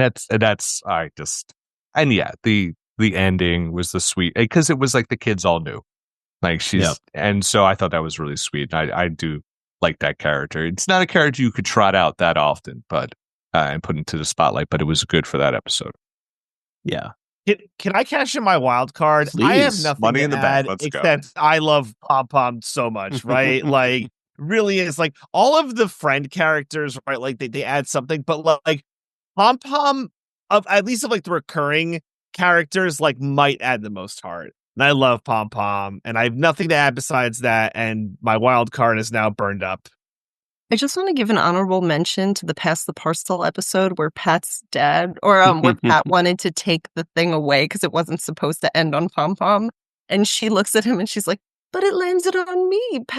Was it Lucky's dad? Lucky's and then dad. that Yeah, big yeah. face. And it was a very cute, fun other Pom Pom moment. Yeah. Perfection. Thank you so much. All right. We are moving on to a character that I had ranked the highest. She was at number 5 on my list. And that is going to be no surprise. It's Chloe. I already spent some time waxing poetic about her dad, Frank, earlier. There is something about this family that really speaks to me. And I think part of the reason is just that Chloe is in like the top 2 or 3 of characters that can go head to head with Bluey and Bingo with their ability to play pretend. Like she's one of the elite ones. Bill shouted out the episode The Adventure earlier, which is one of my favorite episodes, where they're going through a game that starts out as quote unquote princesses, but really it's a full fantasy adventure. They're swapping between being the evil queen, the horse, the princess. But that's the episode where I fell in love with Chloe, because I would argue she's outperforming Bluey in that one. Like Bluey's got the creative juice, but like Chloe is the performer. And then what really seals the deal is she brings it home. Because as much as I love my guy Frank, he makes the mistake of asking Chloe about her day. And he's like, oh, princesses, is that where you drink tea and eat cakes? And you just see her in the back seat, like her face shifts and she like lifts up the evil queen wand. And then they kind of cut out. You can tell Frank is playing along, even though he's not always the warmest. But yeah, Chloe is just an absolute superhero. She's incredible. DJ, you seem to share my appreciation for Chloe. You didn't have her ranked quite as high, but she's another character that made your list. Tell me about her.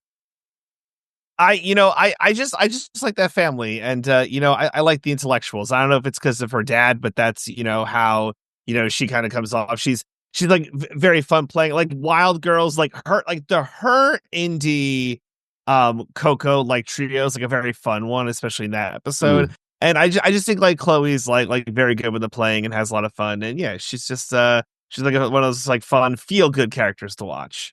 Yeah, you're not gonna cry, but you're gonna laugh. We've got one more character before we crack the top 10 and we start hearing from a lot more of us. But coming in at number 11 is the healer's other neighbor, Doreen. Kris, number 3 for you overall. Tell me about Doreen. I love Doreen so much. Midnight is such a beautiful, beautiful experience. The relationship that she has with the healers. I feel like we've all at some point had that neighbor in our lives, that sort of older person who's in the neighborhood. Maybe they're alone in the home now because their family has grown and that's where they find themselves. And that bond is so important to everybody who's involved. It's important to her. It's important to the young girls who need that older person in their lives. During the sign, when they were potentially going to sell the house and move, she was the one that I was thinking of. Like she was big on my heart. I was like, but what about Doreen? She's going to miss them. The girls are going to miss Doreen. What about Midnight? And, shout out to when she needs to take a trip and she's trying to sell some stuff and she doesn't quite have the gumption to be tough on prices and she needs the healers to be a little bit tougher than she is. Life is about community and she's such an important part of the healer community. Yeah, beautiful. Michelle, Doreen also cracked your top 10. Tell me about this neighbor. There's just something so charming about her, and it's just like I appreciate that like in the Midnight episode, which is a great episode just overall, where like so she had mentioned that she had a lot of like trash because she had this like a card night or something like that with her friends. And I was like, oh, that's really nice that she's still like doing stuff like that. But they like, it's really nice. And you get a lot of those little moments where if the healers are outside, sometimes you'll just see her in the background and they'll have like a quick interaction. And it's just fun. Like, I think that there's the episode, I cannot remember what the name of this episode is, but the one where, like Bluey's like, I want to be a garbage man, or is it I want to be whatever they're called, like they're not the garbage man, but like Bin Man. yeah, the bin man. Yeah. And then she's like, oh, can I be this? And the parents like, if that's what you want. And I think in that one, is that the one where Doreen makes the garbage talk, or is that It's midnight. yeah? Yeah. Either way, all of their interactions just very wholesome, very sweet. She's a very lovable character. Yeah. Absolutely love Doreen. I also am happy to announce that we're about to step into the top 10. So we're going to hear from most of the panel for most of these characters. We're going to hear from every single person for the top 2 characters, and also number 4. The way it worked out, we had a last second shift in the list when the last set of votes came in. And yeah, I basically am not going to call on you if this was a character who was significantly lower on your list than everyone else, just for the sake of time and effort. So I'll be hearing from many of you. All right, so coming in at number 10, another one of the key friend group people. This is Indy. We're going to go to DJ and tell me how you love Indy. She made it into your top 10. I think Indy's a super cool character. She's one where like there's a particular kindness and sweetness to her that I think rounds out the kind of, I don't have a better word than like hippie crunchy vibe, which is like fine, right? But that's like what they're going for with her. But like there is like an earnestness there. Like she's another one in the friend group when she's playing that like she knows like how to add, right? Like something so beautiful in the Wild Girls episode with like the Coco Indy dynamic where like a Calypso, certain other character that I'm sure we'll get to, tells Coco like Indy's in charge of Indy, right? And I think it's like, very empowering, but like Indy's also aware of that and like finds ways to like integrate the play in that episode to like still be friends with Coco. So I think Indy's a great character. I love her so much. So yeah, she's awesome. As a fan of jam bands, sorry, I had to give my daughter a kiss goodnight. As a fan of jam bands and not wearing shoes, listen, we all need a hippie friend in our life. And that's like it's everyone has that kid who's just different and gives that different perspective to Bluey. And like I think that's what it's like. Bluey comes from a very suburban family, and then Indy's she's just a hippie, and her mom's makes crafts and does some cool stuff. So you're coming from a different perspective, and so I think that's what makes the Calypso classroom so fun. It's like every one of them are coming from different perspectives. And that's what I think Indy's is so distinct. Like, I always will remember Indy. When you're like, hey, Chloe, I'll be like, wait a second. I have too much going in my life to remember who Chloe is. Or like, that's just how my brain works. And so I just like, I don't remember these people. And, but I always remember Indy because it's just like the episode with the stickers on the money and all that stuff. It's just like, it's perfect. Yeah, the signature vest. You got to love it. Yeah. The signature vest her mom or grandma obviously made her. All right. Stevie, tell me how you feel about Indy. I'm obsessed with Indy. I want to be Indy. I wish Indy was my best friend. I love Indy in the episode, I think it's called Mums and Dads, when she's playing with Rusty. And I love this like collision of their two worlds. Like we talk about how Bluey, Bill was saying, is so different from Indy. Rusty is so different from Indy. Oh Rusty is like the antithesis. Like he comes from like a military family, and Indy is this like crunchy granola girl that's not allowed to eat mustard. Like, and then to see them get in this like kind of battle over who's allowed to go to work, and then be able to come back together in the end and realize like, oh, we actually had it the best in our own little love chaos. I think that's a really beautiful episode. And yeah, I agree with Bill that everything Indy does is just cool and sparkly and wonderful. Yeah, beautiful. Now, Michelle and I both ranked Indy on our list, but not quite as high as the rest of you. So, Kris, I'm going to have you bring this Indy discussion home for us. I don't have a ton to say that hasn't already been said about my dear Indy, but I'm a hippie too. There's certain aspects of Indy that I relate to and I think are pretty dope. But I also see Indy as like this future Calypso. She has this, not because she's like earthy crunchy, but she has this real soft kindness, this authentic kindness about her. That just reminds me of Calypso. But I'm so excited to be the one who gets to compare Indy to one Topanga Lawrence. Do we all remember when Topanga was like a crunchy weird girl? Yeah, good Topanga. Yeah, good Topanga. And Topanga was also an empowered young woman. Or should I say Topanga? Topanga would also stand on business and say, no, I expect to work. I don't know what these traditional gender roles are that you're on, but I will be working. So Indy being my Topanga is... Big pro wrestling fan in real life. Yes. CM Punk. For me. That takes her down a little bit, but all right. It's her favorite. You can't deny it. Mm-hmm. All right. Moving down to number 9. We've talked about some of this character's family already up to this point. But let's see. Michelle, I'm going to ask you to kick off our conversation of Jack Russell. Jack Russell, so we talked a lot about his family. We talked about his dad and his sister. But Jack himself has clearly has some sort of like attention issues where he forgets things, gets distracted easily. It's actually very in line for like a Jack Russell dog who is very like hyper energetic, very fast, which they reference in the episode, the army episode, which is great. I love that when in that episode he gets paired with Rusty, they become fast friends and stay friends through just the rest of the show. But Jack learns a lot about himself, I think, through Rusty, where he learns like, oh, I can follow rules and I can remember things and I am capable of like playing this game with this other person and like his arc of like doing these things, and Rusty is like helps bring that out of him, but like we just get to see a lot of that in him, and I appreciate that character arc. Yeah, beautiful stuff. Stevie, you had Jack Russell all the way up at number 2. Tell me why you love this character. Yeah, I just think I mean, I'm mostly just going to say all the same stuff as Michelle, but I like his arc.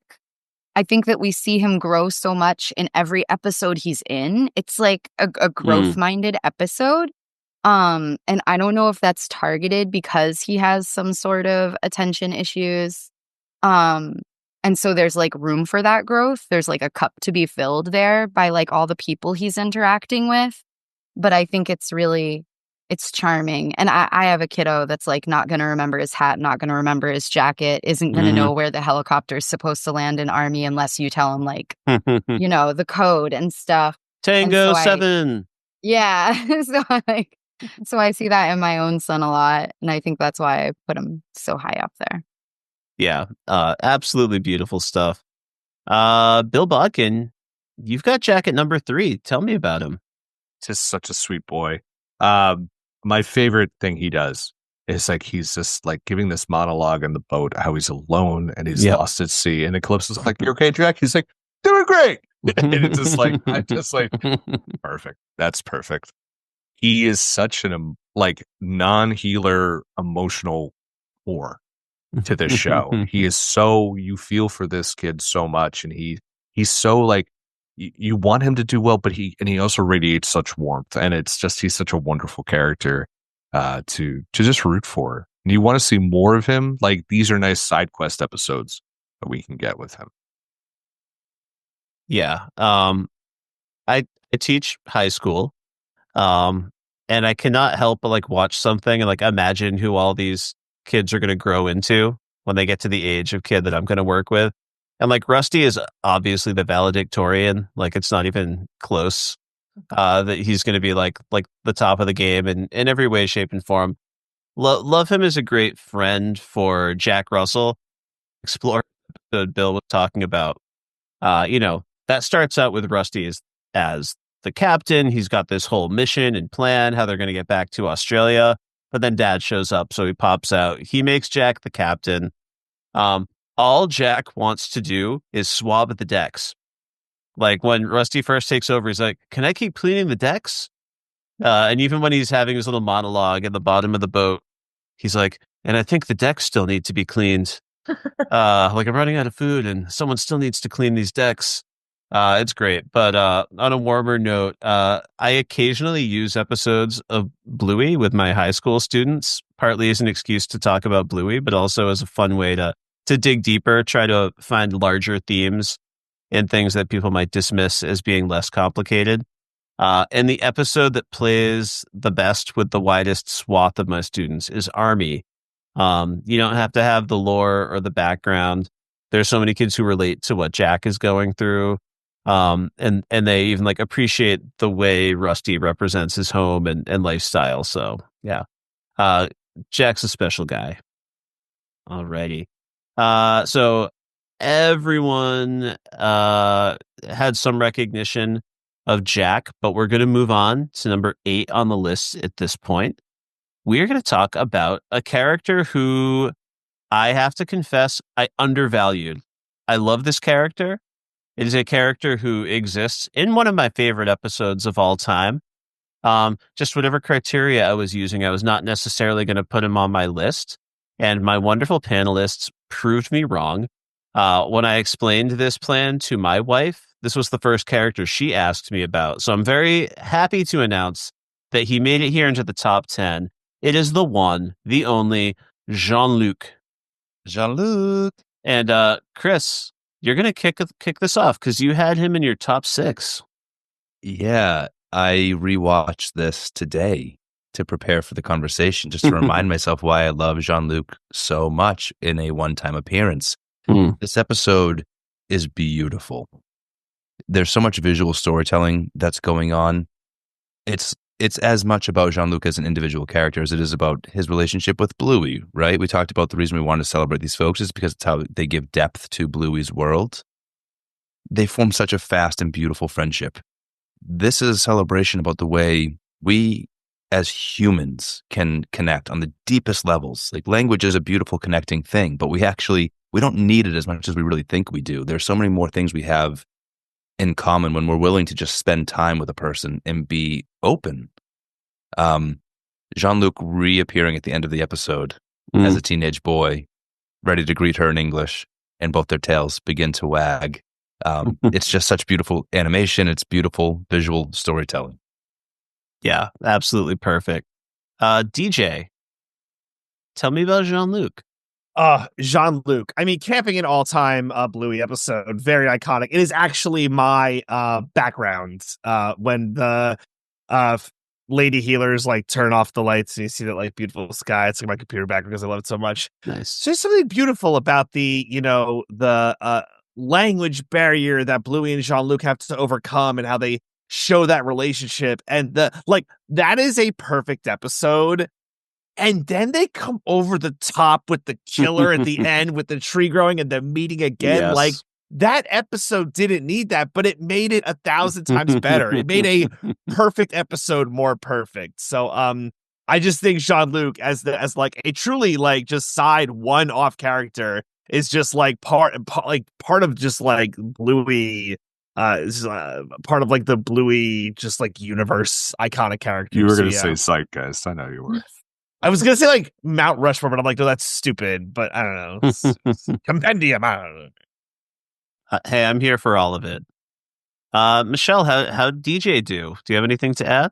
Well, the only thing that I want to expand upon a little bit is that the thing that this episode in particular does well, and I know that both Kris and DJ mentioned this, the language barrier between them and the fact that they're still a full episode, even though they can't understand each other. This is something that I think children are very good at doing. Like children in particular are very good at doing. Because if two adults can't understand each other and they don't need to talk to each other, they're not going to. And they're just going to separate.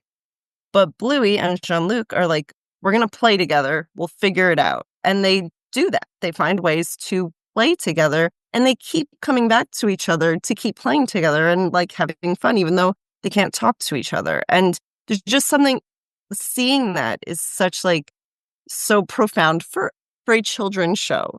Also, this is the first episode I ever watched before I even knew what Bluey was. Like, it was on at a friend's house because they had kids, and it was on, and my friend said, I love this show because the dad plays a big part in it, and like there's not a lot of kids shows that do that. And I was like, oh, okay. And I'm watching, I'm like, oh, this is a really cute show. And that was the episode that played. And I was like, what is this show? But it was but it's great. And like everything about it is great. The ending, DJ was so right. Like, it just went over the top. But yeah, Jean-Luc, amazing. Stevie, anything you'd like to add en français? Oui. When I think it's an experience that maybe you guys have also had because we're from New England, like going camping, you do see French people. And that's like a core memory for me, is being really little and camping in the same campground as a bunch of Canadians that like only spoke French. And there's no pause. There's no, oh, we don't understand each other. How will we? It's just you do. You just do connect with people when you're little like that, like Michelle said. And then also at that same campground, I met a little boy named Andy. This was at Green Gate Campground in Exeter, New Hampshire. And I fell in love with Andy. And I was 100% sure that I was going to keep talking to Andy.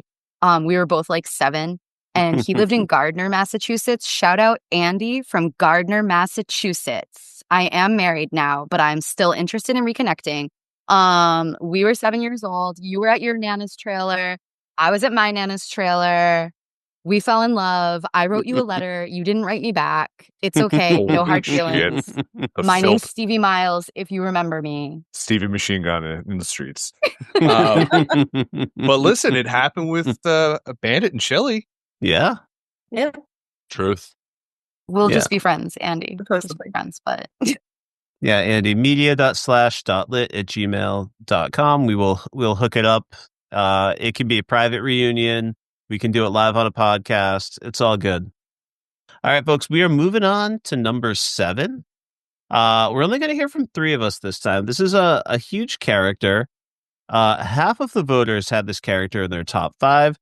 The other half had them quite a bit lower. But this is the wonderful Leela. And Michelle, you had Leela the highest. So tell me about this lovely little gal. Leela is so important to Bingo. Leela is the first thing that Bingo cares about when she realizes that she's actually moving away.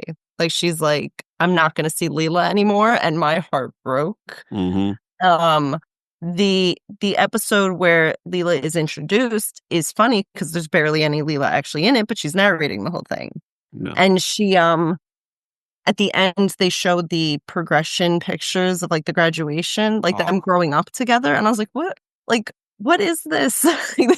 Leela's just like, I think that it's great that Bingo has like that one very close friend, because we see that Bluey has a lot of friends. And like you could argue like she's close with Chloe, but like it feels like Bingo and Leela are like just like that, like that is their friendship, and like no one else even comes close to that. So Leela, very sweet. I love her. She's just an angel. Yeah, DJ, you and Michelle were aligned. How did she do, and what would you add to that description? It's almost like they're in the same room together when you watch it.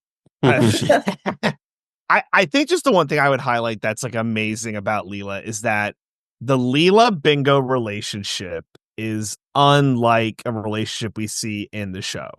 Like their relationship is so tight. Like in The Sign, right? Bingo's like when it comes over her that like, wait, oh my God, we're leaving. She's like, wait, I'm not going to see Leela anymore. Like it's so powerful. Like the relationship they have, and I think it's, again, unlike a lot of things that we see in that show. So I think Leela just shows a lot what's great about Bluey.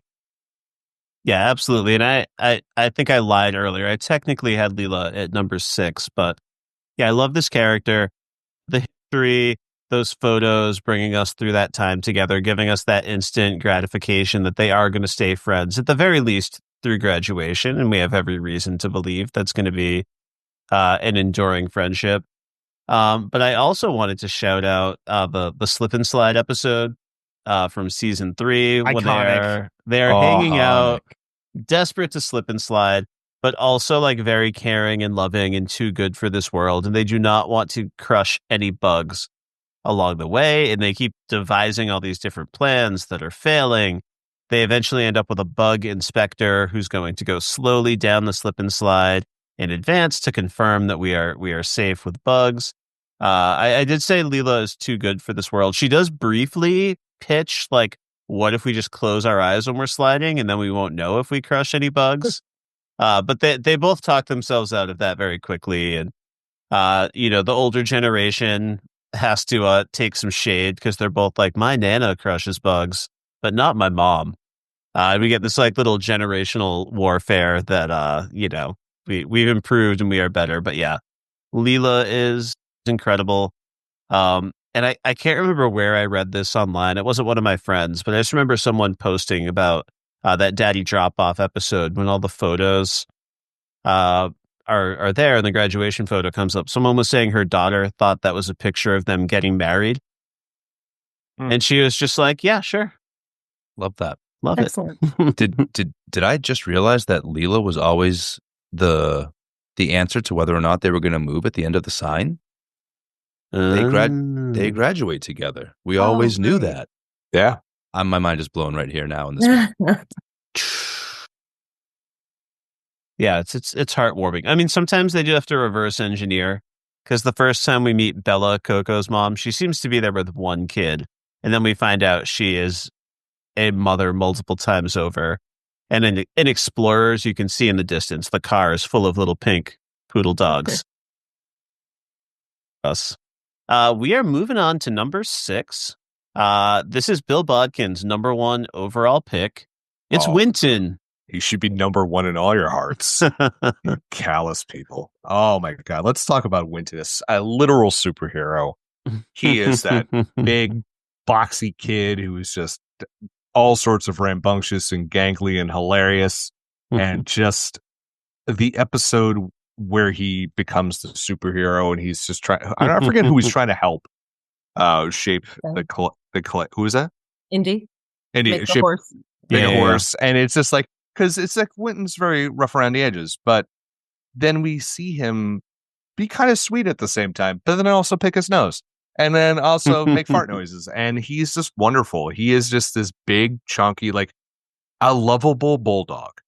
Big and slobbery and awkward and messy, and yet you can't help but smooch him on the top of the head. It's essentially me when I'm drunk, when I used to drink. So it's just like, that was me. In a bar, you're just like, what a mess that guy is, but I love him to death. Wait, I'm still like that. Well, Bill, I did not have Winton at number 1 on my list, but I did have him very high. I have changed my opinion of you, sir. I know. I did have him up at number 3, however. And yeah, I think everything you said about Winton holds true. And he was always a good character. He was always a funny character. But the moment in Helicopter, which is mostly a pretty low stakes episode, Bluey has to learn a lesson about, like, you can't always get what you want. You can't always make it to your friend's house. Plans have to change. And we get, like, this series of playful games in the helicopter. And Bluey, like, slowly, like, lets out the reins and gives other people a little bit more control over the situation. She goes with the flow. And that's mostly the story. But when Winton pops in, I believe this is our first revelation of what's going on with him at home. Can you drop me at my dad's house? I don't know where he lives. I just know he doesn't live with my mom. And it's like this really just heart-wrenching sort of thing. He almost falls out of the helicopter. So Bluey's got to drop him in the pool at his dad's house.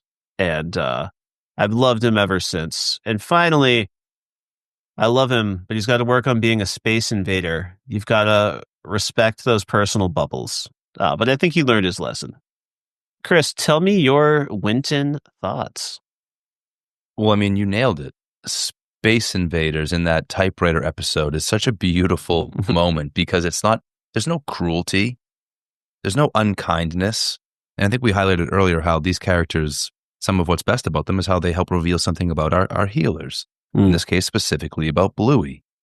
When Bluey just tells him, And she hasn't even yet made the connection that people are running away from him, which he has already mentioned to her, because he's a space invader. It's just like the strategic thing that she can pull on for the game they're about to play. And so she's aware of this in him, but she doesn't judge him for it. She's able to very clearly articulate to him what that means to be a space invader. And he's like totally unabashed by it. He kind of takes it in stride. He wears it like armor in that moment. He's the hero of the game because he can embrace that about himself. And then, he does learn some personal boundaries, and he learns not to be a space invader, but not because it was shamed out of him. And that's such beautiful storytelling. We should all be so lucky to have these little idiosyncrasies revealed to us in such a gentle and loving way. So shout out to Bluey. When he keeps stepping in the terrier circle and saying, "Are you gluten-free?" Knocks the tough terrier trips over a stick. He's so disconcerted by the space invader. It's perfect. Maybe he's going to hold his own after all. Let's see. Stevie, bring us home on Winton. I don't have anything else. Like, I feel like you guys said everything that I would have said. The space invader thing is like my favorite thing. Again, that reminds me of my own kiddo. Like the amount of like awkward situations I've been in because my kid just wants to like pick other children up and like just like smother them with affection. And so and I love how Bluey tells him, but I think Kris said it perfectly. Yeah, perfect. Thank you so much, Stevie. All right. We're about to enter the top 5.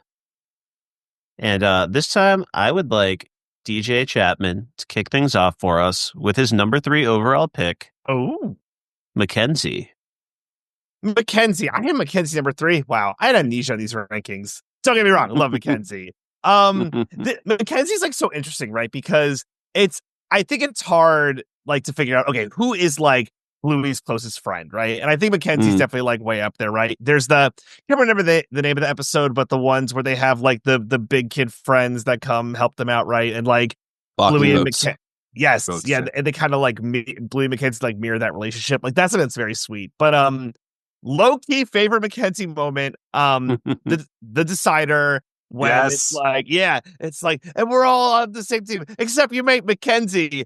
And then they're all like, we're going to beat you. Mackenzie's like, what's going on? It's just like all time Mackenzie moment. So yeah, like me some Mackenzie. So we all saw that we all know the Mackenzie, like the little Easter egg in the sign, right? Of course, we'll get there. Kris is Bill, like, don't ruin my goddamn moment. We all know what you're talking about. All right, you know what? Let's go to Kris. Kris, let's end the suspense right here. All right, so I didn't get to speak about this when I was talking about Jean-Luc because there were more important things to talk about with Jean-Luc. But there's an element here to both Jean-Luc and Mackenzie where you're like, oh, is that like, it's like Bluey's little boyfriend guy, right? And it's like not to like push these kids forward, but we relate to people in our lives in that way from a really early age. And I've always rooted for Jean-Luc. I love the dynamic that we see between the friendship they have to start with. I come from a town full of townies where we all graduate from the same high school that our parents graduated from, that our grandparents graduated from. And very often in this town that I grew up in, people will marry somebody that they went to high school with, that they grew up alongside of, that they were probably friends with in elementary school, and eventually they became high school sweethearts, and then they got married. It still happens in this world of ours, and the idea that that's what they're sort of leading us up to with Mackenzie is just so heartwarming and so well executed from Barky Boats, which gives us kind of a direct glimpse by that comparison to the next stage that we might expect to find Mackenzie and Bluey in, that adolescent awkwardness. And then it all culminates in the sign when Bluey's child arrives at the door. And that child looks suspiciously to me like a mix of Bluey and Mackenzie. There's a certain pattern to the fur and a little flip at the nape of the neck that says Mackenzie to me. And I love that for Bluey. Michelle, tell me about Mackenzie. Yeah, I think Mackenzie's a very fun and interesting character, and one of the children that very much like sounds silly, but like acts like a child. Like there's a moment where he spoils to Bingo that like her dad's going on a trip and she didn't know, and like he was not subtle about it at all. And like the moment where he gets impatient playing the game with the rest of the kids because he's like, can we just get started playing the game? Like we don't have to set up all the rules. But one of the my favorite Mackenzie moments is where they're playing like astronauts and he keeps wanting to like get lost and go on his own because he has this like memory of being left behind, which supposedly didn't actually even happen because his mom was like just on the other side of like whatever playgrounds thing he was in. But it's so interesting to see that kind of complexity come out of him, like as out of a child's. And I want to touch upon that point again when we hopefully eventually talk about Calypso. But for now, Mackenzie, like I really like Mackenzie as a character. I think that he's complex, he's good, friendly, no idea what's going. Like you can see the relationship building with him and Bluey, and like it's nice, and not a force, which is nice. Love it. Stevie, what are your Mackenzie thoughts? I love Mackenzie for all the reasons you guys already said. I think it's funny that Michelle said that we see him act like a kid, maybe more than other characters, because I do see that. I don't think that's wrong. But I also see Mackenzie as acting like an adult in so many ways, like not in a mature way necessarily, but just he communicates very like an adult. He's got ideas. He's got opinions very like an adult. And I like that a lot. I love him in the Creek episode. He's like powerful ideas. He's like a force. Like we're going to be able to do this all together. We're going to do it. And that astronaut part is like amazing. And so he's super dynamic for a side character. And I think that's probably why so many of us put him so high up, because he is so complex. And hopefully somebody for Bluey down the line, and a good person for Bluey. Yeah, many, including our two voters who are not present for the podcast, both have Mackenzie in the top two. So, Bill, do you have anything more to add? Do you want to bring us home on Mackenzie? I mean, no, not really. I think everyone said a lot of great stuff there, because I just love the fact that it was down to Mackenzie or John Luke and who was going to be Bluey's future love. And I don't think you could have gone wrong either way. All right. Well, we are moving on to number 4. I'm going to go to DJ for this one. It's a fun one. Morning, Wendy. Tell me about Wendy. Wendy, what does it say about Wendy? So she has, I think, this amazing role about she's just always like around, like because she's the neighbor, but like she's also might just be like, in the car while they're crossing the street doing some dance mode, and it's like, oh, that's cool. Wendy's here. She has this lovely role of like the third caretaker, sheepdog. This is very present, but like she's just there's like this like proudness to her that is like so profound. She's like the most proper speaking character on the show. Like she came from like a royal court or something like that. And I think she's a real treat. So I love Wendy. I think she's an amazing character. Perfect. Stevie, I saw you chomping at the bit to talk about Wendy earlier, so I'm going to go to you next. I love Wendy. One of my absolute favorite episodes, I don't know what it's called. It's the one where they're jumping into the dirt pile over and over again. And Judo can't jump in the dirt pile because she'll mess up her like beautiful fur. And we know that Wendy's like neurotic and high strung. We have the episode where they're trying to get out of the house and like Judo's mom this and Judo's mom that. And like obviously she's always judging Bandit for being kind of a chaotic mess, drumming on his butt and stuff. Yeah. And then when she's just like, oh, what if we just like cut your hair off? Like, what if we just like cut my hair off, your hair off? And I just think that's such a beautiful sacrifice. That episode blew my mind. Yeah. Like coming from like, I'm a super neurotic person and my mother is a super neurotic person. And if my mom had ever just been like, what if we just cut your hair off so you can do whatever you want? Like, it just, yeah, that's one of my absolute favorite episodes and one of my favorite moments to see a parent just and be so chill about that decision. Like, yeah, oh, you want to I didn't realize you just wanted to do this. Let's just make that happen for you. Yeah, perfect. Bill, tell me about Wendy. Squads, man. That's what I love about her. She's nuts, man. She cuts Bandit's hair. She gets right in it. It's like at first you're like, no way is she getting involved in any of the ridiculousness that the healers are getting into. She's above that, right? No, she's right in the mix. And I love that episode where she's like, she's like, girls always work on your core. And then she's like, we're going for ice cream, because she totally sells out for the moment, but it's like, that's great. And you know, it wasn't. I like they got away with the running joke of just Bandit being and Chili being slightly inappropriate in front of her, and to make her more of a character like that. And I think that's my favorite one of her. Just Bandit, just this crazy aside. He's like, oh, like quads, oh God, like, you know, and then the haircut when she realizes Chili needs her time, and she cuts off Bandit's ill-advised mullet. Which I also love about Bluey's kid, who also has a mullet. So yeah, I really appreciate Wendy as a character.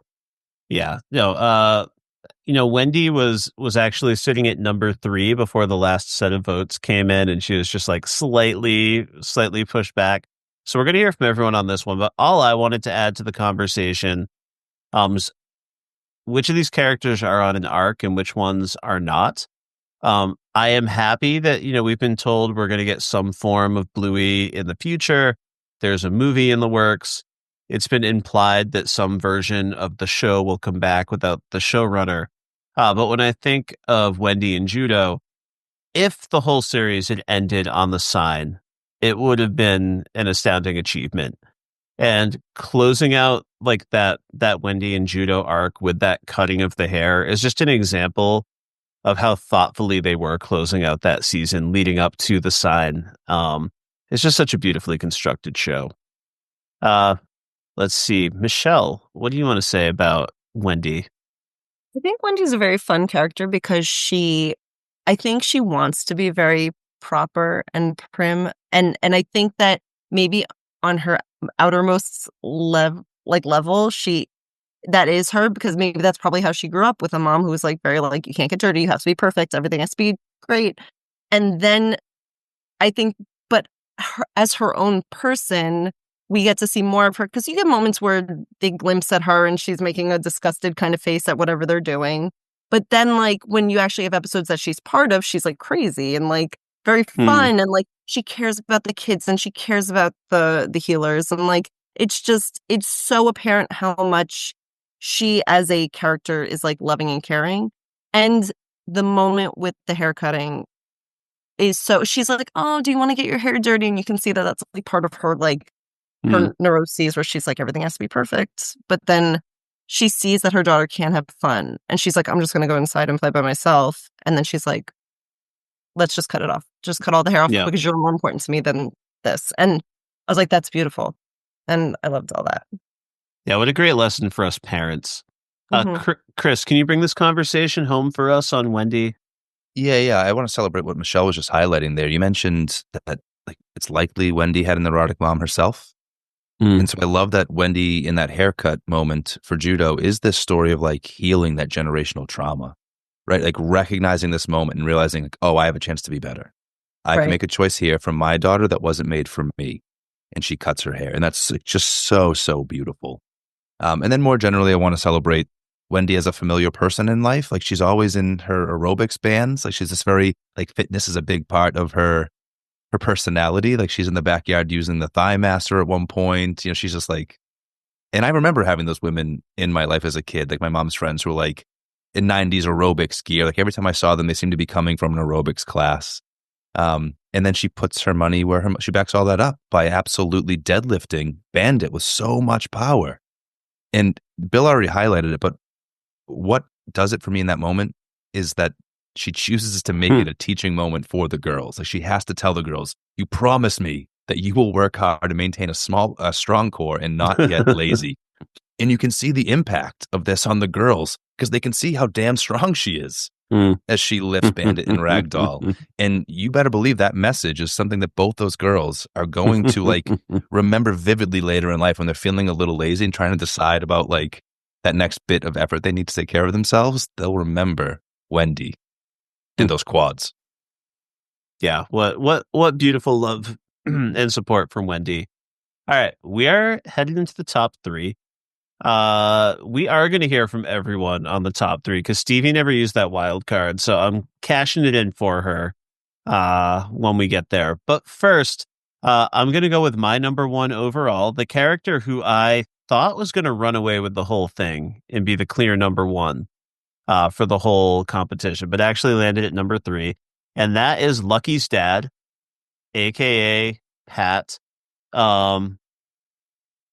This is my favorite character for about a bazillion reasons. So I guess I'll say my first episode of Bluey was Asparagus. And I had no idea what it was, and I did not know what the rules of Bluey were yet. So I wasn't even sure if like they were playing pretend. And when like Bandit was making a big deal about table manners, I was like, is this guy actually an asshole? Like, now, going back now, I know who the character is, and I know like the part he was playing. But Chili and Bingo assault Pat like as lions. And he plays along with it so hard that was part of why I was confused about what the show was as my first episode. So I've loved him since then. He's down for every single game. When I think of Pat, I think Stump Fest, when all the men are getting ready to remove the stumps. And he's like, the ladies are going to watch us get all sweaty. And they're like day drunk on wine. And, I think it's Aunt Trixie's like, yeah, Lucky's dad. That's exactly. Yeah. It's just phenomenal stuff. And we're all going to talk about Pat, but I just want to shout out, if anyone has not watched the episode Dad Baby, which is unavailable on Disney Plus, you got to look it up online. Yeah. This is the ultimate example of Pat going for it, because Bandit is basically been a jerk to his wife about pregnancy. And he is now carrying Bingo and like a baby Bjorn on his stomach, pretending to be pregnant. And he has to give birth outside in the pool. And they draft Pat to help. So he's trying to like pull Bingo out of the baby Bjorn while Bingo like pulls on like the hair of Bandit's chest. And Bandit won't let Pat leave. He's like, you're not leaving me now, Pat. Hold my hand. Sing to me. And like just the fact that he's there for it all, he's incredible. All right. Let's see. Moving on to Bill Bodkin. Bill, tell me about Pat. Oh, I mean, I think one of my favorite, like the time where I'm like, this guy is just an absolute king, is Featherwand. When it's just like, he's just walking. And like, it just like, there's like, Lucky's dead. He's like, ah! And he charges at Bingo and immediately is like taken down by the Featherwand. And then it's like kind of left at the end, like, can I get up? Can I get up, please? And it's just like, I love the fact that he's just always down for the moment. We'll get, there's other episodes, but that one to me, it's just like, that summates him so perfectly. He's just a big, he's Bandit. He's like Bandit light. He's Diet Bandit, essentially. Because Bandit wouldn't have done what he does with Pass the Parcel. So we're raising a generation of squibs. And he wouldn't do that. But that's what I like about him. And the other great moment, the iconic moment, him and Bandit, when Chili loves the pizza and the little fist bump. Yes. Such a dad. I love it. Beautiful, beautiful stuff. Speaking of dads, DJ, tell me about Pat. So this is gonna be a yes and to what everyone said. I think just that the pass the parcel bit, which is so funny to me, how he like goes in with like, yeah, I have this idea. We're gonna play pass the parcel like we did when I was kids. And then it goes awry. He's like, no. What do I like? Just like full panic. Like, does it like stick with it? Like, of course, over the course of the episode, it gets better. But like in that moment, full on panic. And I think that's just like an all time like Lucky's dad moment that I think is iconic. Beautiful and perfect. Let's see. Michelle, talk to me about Pat. Well, I just want to expand a little or play off of what DJ just said. The best thing is that in that episode, Pass the Parcel, where Janelle is prepping the Pass the Parcel for the youngest son, and Pat's like, no, I'm going to do it my way because we're raising a nation of squibs and whatever. And Janelle goes, are you sure about that? Like, she's like, you sure you want to, like, I don't think this is a good idea. You sure you want to do that? And he's like, yeah, we're going to do it this way. And then it goes horribly wrong. And I'm like, you see, you just listen to the wife. Like, but in the asparagus episode, I think Pat has my favorite line, because after he gets attacked by Chili and Bingo, and Bingo, Bluey comes in and changes them into like a peacock and a mouse or something and sends them away. She goes, "Sorry, Lucky's dead." And he goes, "Oh, it's all right. I shouldn't have let my guard down." And like, it kills me every time. It's just so perfect. So he has so many of those little one-liners that are just like throwaway lines that just are perfect, like perfectly timed and placed. And that one in particular, like, is one of my favorites. Couldn't help it. It was just instinct kicked in. Oh my goodness. Oh my gosh. Let's see. Kris Ingersoll, tell me about your feelings about Lucky's dad. Oh, you just said one of my favorite quotes. That moment where he takes down Stripe is like, oh, it's exactly the kind of moment that a guy like him hopes for. He hopes that in that moment he actually has that reaction time. There are some players who you love for their talent, for their direct contribution. They're a main player in the game. There are other players who are just there for the damn love of the game, and you love them because they respect the game so hard. And Pat has so much respect for the game. Like, we've already highlighted so many instances of the deepest commitment to childhood play. He respects that so much. He'll never, ever do anything to jeopardize the kayfabe. Like, he's keeping up the reality of each of these pretend moments so deeply. But my favorite is when he gives up the body. It's in Keepy Uppy. And he's so determined to keep that balloon up, he'll blow a hammy over it. When he grabs that hammy and goes to the ground, oh, I've done my hammy. That's a spit take for me every time. Oh my goodness. What a superhero. And we have not even talked about him desperately, futilely plotting to take down Rusty in a game of cricket. Now, Stevie, I'm going to give you an option. Now, Pat made your list, but significantly lower than the rest of us. So I'm going to give you the option, Stevie, if you want to chime in on Pat, or if you have any like deeper cuts that we didn't get to talk about that you want to shout out real quick before we move into the top two. No, I don't have a deeper cut. Done my hammy is my favorite Pat quote. So I feel like Kris already got it. The only other thing I'll say is Bill was saying how he'll say when he sees something small, like that it's a hardy little breed all the time. Highly recommend when you're changing up the rules or when we have to follow the rules anytime with your kids, tell them that we're doing Lucky's dad's rules. No matter what Beautiful. the situation is. Like, I'll tell Wolfie, like, we're going to do Lucky's dad's rules. And Wolfie's like, what are we doing? Like, I'm locked in. Great trick. I love that. Yeah, perfect ending point. And what an ultimate victory for Pat in Pass the Parcel. So great episode. All right, we are into the top two. For this next character, even though we do have a couple of teachers in the room, the one person who ranked this character number one alongside his wife was Kris Ingersoll. Tell me about Calypso.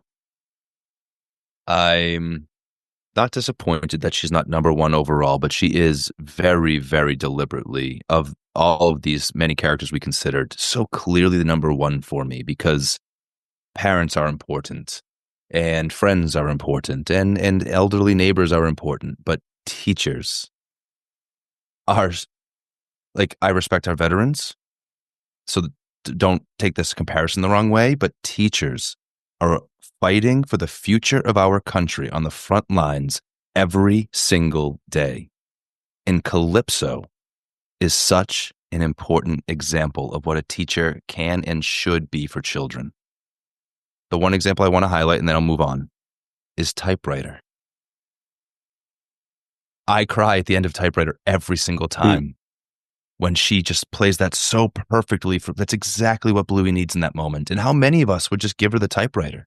Like, our instinct would be like, oh, I've got a type. How convenient. Like, I've created this little world for you. I buy you all these toys to facilitate these pretend games. So here's the pirate sword for pirate play. And here's not Calypso.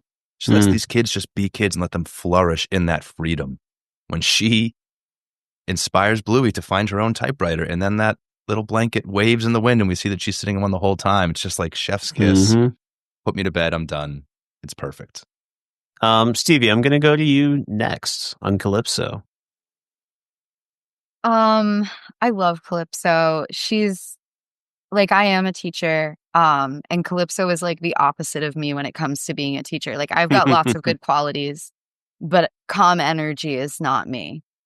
And she has this beautiful calm energy. She has these like pearls of wisdom, like the little dog gnome that's on the side of the road begging for money. And then like his suitcase was full of bones the whole time. You know, and like the way she guides Mackenzie and Bluey through their situation with their buddies. Just everything. She's a character for me that every single episode she's in has something for me to kind of keep and learn from. And I love Calypso. She's a vibe. Yeah, absolutely perfect. Michelle, earlier you were looking for me to confirm that we get a chance to talk about Calypso. So let's go to you next. She was your number 3 overall. Yeah. Let's hear about your love for Calypso. So I wish I had teachers like Calypso. I think we all do. But there is something about Calypso that I'm not completely convinced that she's not magical in some way. Like actually has some form of magic to her. And hear me out. I agree. Here's my 3 examples that I have. One is that in that episode with the typewriter, Bluey's playing with the typewriter and then it's just magically gone. Like it's just not there anymore where she had left it. This could be something, it could have been moved somewhere else. That's probably my lowest example.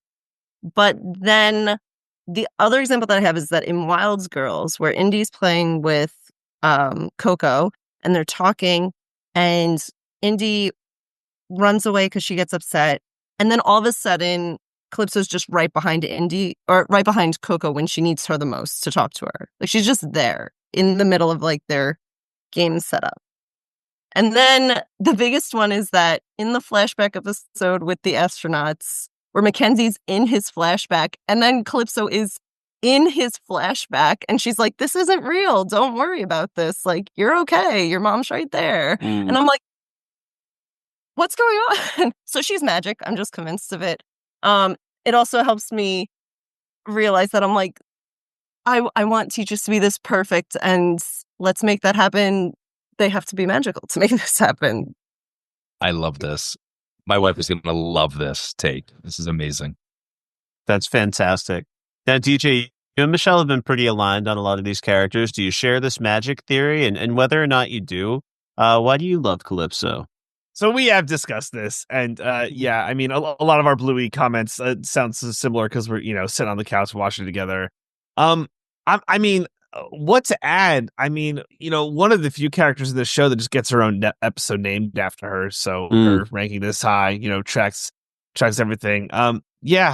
Calypso is a beautiful being, if not magical spirit that is being manifested by the children's hopes and dreams. But she's an amazing character. And just the voice, too. There's just something with that voice that just like, they should just put that on the Calm app, probably, and just do one of those like guided walking through a forest thing with Calypso's voice. Just pure joy.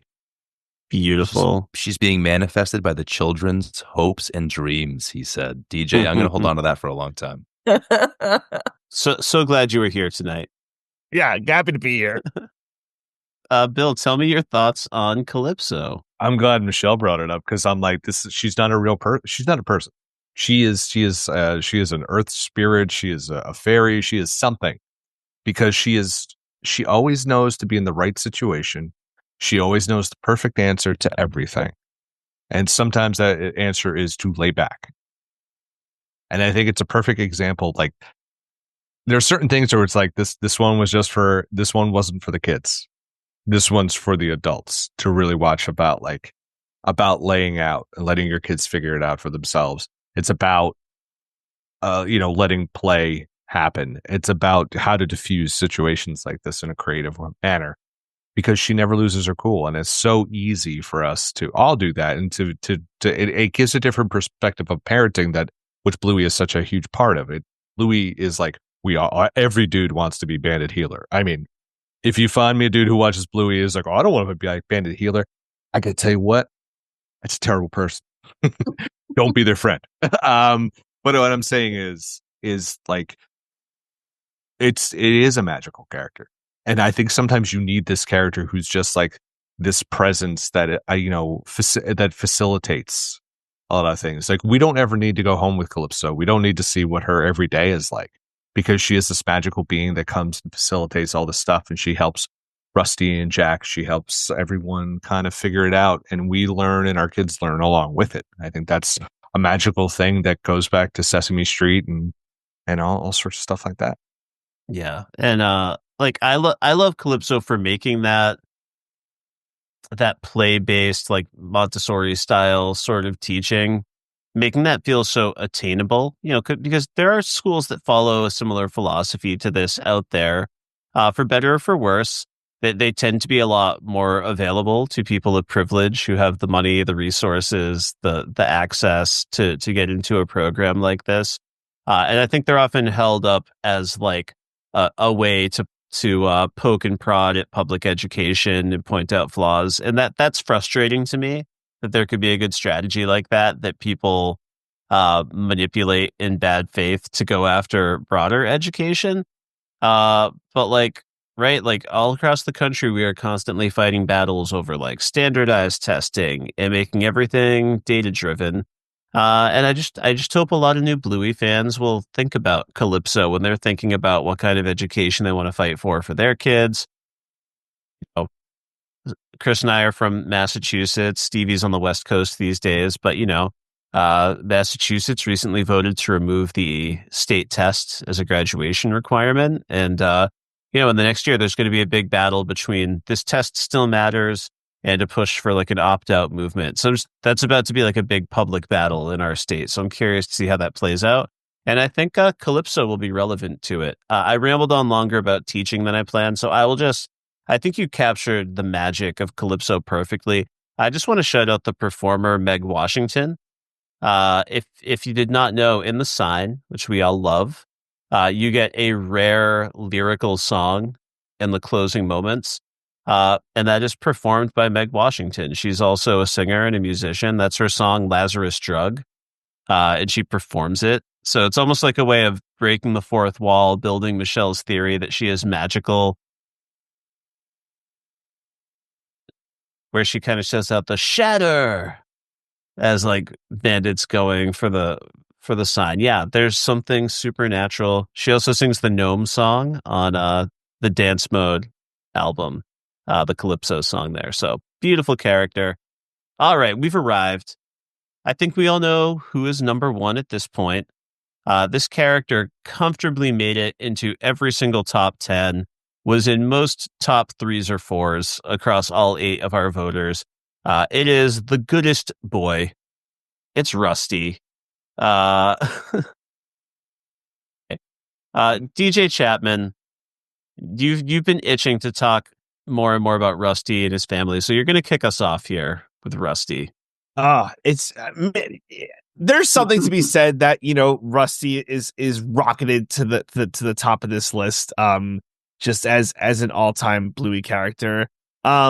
It talks a lot about cricket. I just think, I know we're all going to speak about Rusty. I think just the one thing that I want to highlight about Rusty is that there's so many levels of him that we get to see, just like so many like various episodes, like with Army, like very seriousness, but it's also like very like playful parts. Early Babies, like a really good one, I think, for that, where he's just like kind of playing this like silly little game and how it gets involved into the transition to Mums and Dads, which I actually think is a really cool transition from one episode to another. And there's just so many examples of this that like Rusty has, where he can be funny, he can be heartwarming, he could be like straight to the point, he could goof off. It's just I love the many sides to him and how dynamic of a character he is. So I'm so glad he's at the top of this list. I think it's awesome. Yeah, he was at the number 1 of your list, DJ. He was also at the very top of Stevie's list. So Stevie, let's hear from you next. I love Rusty. I think of him as like kind of type for like how we think of our kids. Because when if you are calling to memory your child.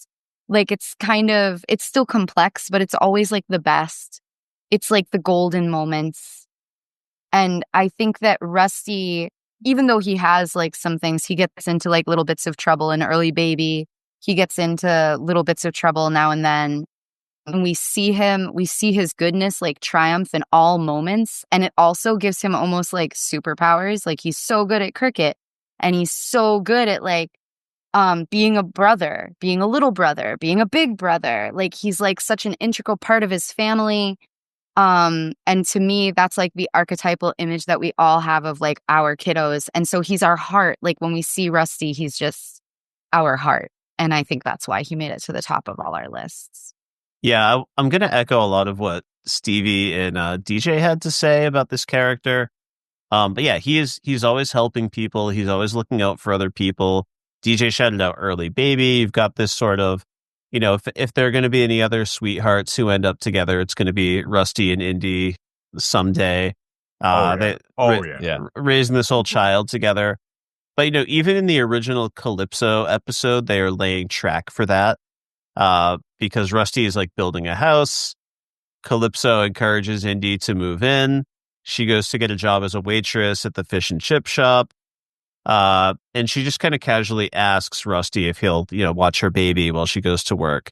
And he's just, not only is he down, but he like turns to the doll and he's like, would you like to learn how to build a fence? He's just always got something practical and powerful and wonderful, so yeah, they're like the perfect power couple. But he can also be silly because in the doctor episode, I think he has my favorite fake illness of all the kids, and there are some pretty funny ones. But when Rusty comes in, he says, I ate a hippopotamus. Yeah. And now when I burp out baby hippopotamuses. And he just keeps dropping these like wind up hippopotamuses everywhere. And he's such a hero and a champion, and I love him. Michelle, you had Rusty at number 2 as well. Tell me about Rusty. Well, of course, everything everyone has already mentioned is so true and worth it would be worth saying again. But for sake of time, I'm just going to speak about something that maybe hasn't been touched upon yet. One of the best things, or one of the best qualities that I find in Rusty in the cricket episode, is that he works really hard in that episode to become better at this thing that he wants to become better at, which isn't always something that we see in this show. Like a lot of times, like the kids are already kind of found themselves or their place. They know what they're good at already, and we don't get to watch that growth. But then in cricket, we watch him practice and try, and I think that that's a really good like example for like kids who are watching, that it's like, no, he's really good at cricket, but he had to work very hard at that. He was constantly like practicing at that, and I just think that that's like really nice to see. I love like watching that development and that practice, and like all the challenges he faced, that like all the dads were trying to like get him out using these like weird tactics, and like none of them worked because of these methods, which by the way, the one where he hits it into the kitchen and then like they all get terrified of the mom, that was great. But so like Rusty as a character, he's a great friend, he's obviously a great son, an amazing brother. Like it's no like surprise to me that he ended up as number 1 on this list, like for everyone, because he's just like tens across the board. Yeah. Beautiful. Bill, you were slightly lower, but still comfortably inside your top 10. Tell me about Rusty. He, what I love about him is he's that kid who's the old soul. He's so way at times, it's brilliant about him is at times he's so much older because he has the responsibility of being the older brother, and he takes his dad's stuff very seriously. He tries to follow in his dad's footsteps. He's like, I got to be like my dad. And but at the same time, he's such a little kid, and you see that come out with the bickering with forgetting her name, during the baby episode, Indy, yeah. And yeah, you see that, and but ultimately, what pays off is you see that hybrid of that in cricket, because he's practicing. And that's the little kid part of it. He reads the letter keeps practicing, and then he applies it. He applies it to, I'm beating the older guys. This is fun. But then he remembers, I got to take care of my little sister too at the same time. And when he does that, and the payoff is he's passing himself in there, I was just like, you sons of bitches. Like I'm like, you just sit there and you're like, he has earned this moment. You were just like, yes. Because if they didn't do that, right, it's still a really good episode. But when you see he's become the guy, and it's right after Bandit said it's not just about the game, and then you see, oh, but by the way, he becomes like the greatest cricket player of all time. You're like, oh, so deserved. The payoff is right there, and it's great. Beautiful. Kris, every time we sit down for a podcast together, you move me. You are my favorite wordsmith. So I am tasking you with the huge jobs of not only bringing us home on this discussion of Rusty, but then tying a nice little bow on this whole sweeping chat we've had about these supporting characters. No pressure. Yeah. Thank you, buddy. You all said it fantastically. Stevie, you highlighted he's a fantastic little brother and a fantastic big brother. Bill, to your point, like he's this old soul. Michelle, I love that you highlighted his hard work. That was something I really wanted to key in on because it's easy to like write off this like type in today's day and age. He's like a super atypical boy. He loves to play army and he wants to be good at sports. But you all highlighted this beautiful heart inside of him as well. You can see the influences of people like Calypso in this fantastic community that's around him. When he does just start taking care of the baby, but better yet, in moms and dads, his issue with Indy working isn't that Indy's working. It's that like, well, he also wants to work because he thinks he needs to be purposeful and he wants to have a function. So he's not like, there's nothing problematic about Rusty. You all said it beautifully. I think I just want to finish with, he is the goodest boy. Yeah. That's why he's number one. Randy, you masterminded such a fantastic episode for us here. I think I said that at the top of the pod, and I hope the folks who listened found it proved out. I knew I was going to enjoy this chat because I love Bluey so much. I'm not surprised at the emotional depth that we were able to mine, but I hope that the listeners at home were able to connect somewhere along the way really deeply with at least one of the takes they heard tonight, because that's what this show is for us. It's like a place. I just found myself recommending Bluey at a bar here in Chicago to a random stranger I was chatting with over a Guinness, this young gentleman who was also in town for sales. And I told him he's got to watch Bluey. He's not a parent, but he's a person. And Bluey has healing available for every one of us. And I hope that our podlings at home found some of that here tonight in this conversation about these fantastic peripheral characters. This show would probably be successful on just the healers, but it is so much more than that because of these peripheral characters. And I'm so grateful to find a group of people who love these folks as much as I do. So thank you all for the chat. Yeah. I want to echo all of Kris's thanks. This was a big kind of obnoxious ask to get everyone to rank all of these characters so that I could obsessively compile numbers. But you also all understood my vision and understood why this was a worthwhile conversation. And you just brought the heat. So thank you so much. Kris, you know who else I'm going to shout out and thank? Someone who was instrumental in us meeting each other and starting a podcast. And that's one of our favorite podcasters, Dave Gonzales of Fighting in the War Room and Neil and Dave's Pop Culture Adventure. Not only was he kind enough to come hang out with a handful of his listeners before a book signing that led to our friendship, but he is one of the number one non-parent Bluey champions out there in the world, encouraging non-parents to watch Bluey. So just shout out to you, Dave. Should you find your way to the end of this Bluey podcast at some point, we really appreciate you and keep on doing the good work. Kris, before we go, I've got to lean on you one more time just to invite our listeners to reach out. Yeah, folks, you know there's tons of media lit out there for you to engage with. We're now on YouTube, where Randy is putting out these fantastic shorts to celebrate all the things that we talk about here on Media Lit. You can find us on Instagram at media.lit.pod. We're on Twitter We're on YouTube. Just do me a favor and Google media/lit podcast, and you will find us. If you want more of this content, like and subscribe to the pod so you never miss an episode. We have bi-weekly drops that you can count on regularly, but every once in a while, Randy and I are just inspired. And a Media Light is going to appear in your feed out of nowhere for a random little Wednesday treat. You're welcome in advance. So subscribe to the pod. And if you can drop us a review, we would love 5 stars, but we want to hear anything you have to say. If you've got some creative feedback for Randy, if you want to tell us how much you love hearing Bill Bodkin on the pod and we need to get him back again, write in. We'll take the criticism as well as the praise. Most importantly, the email inbox is open. Randy started this podcast so that we could celebrate media, and that involves all of you podlings at home. And so please jump into the inbox at media.slash.lit@gmail.com and let us know what you want to talk about, and we'll meet you right there.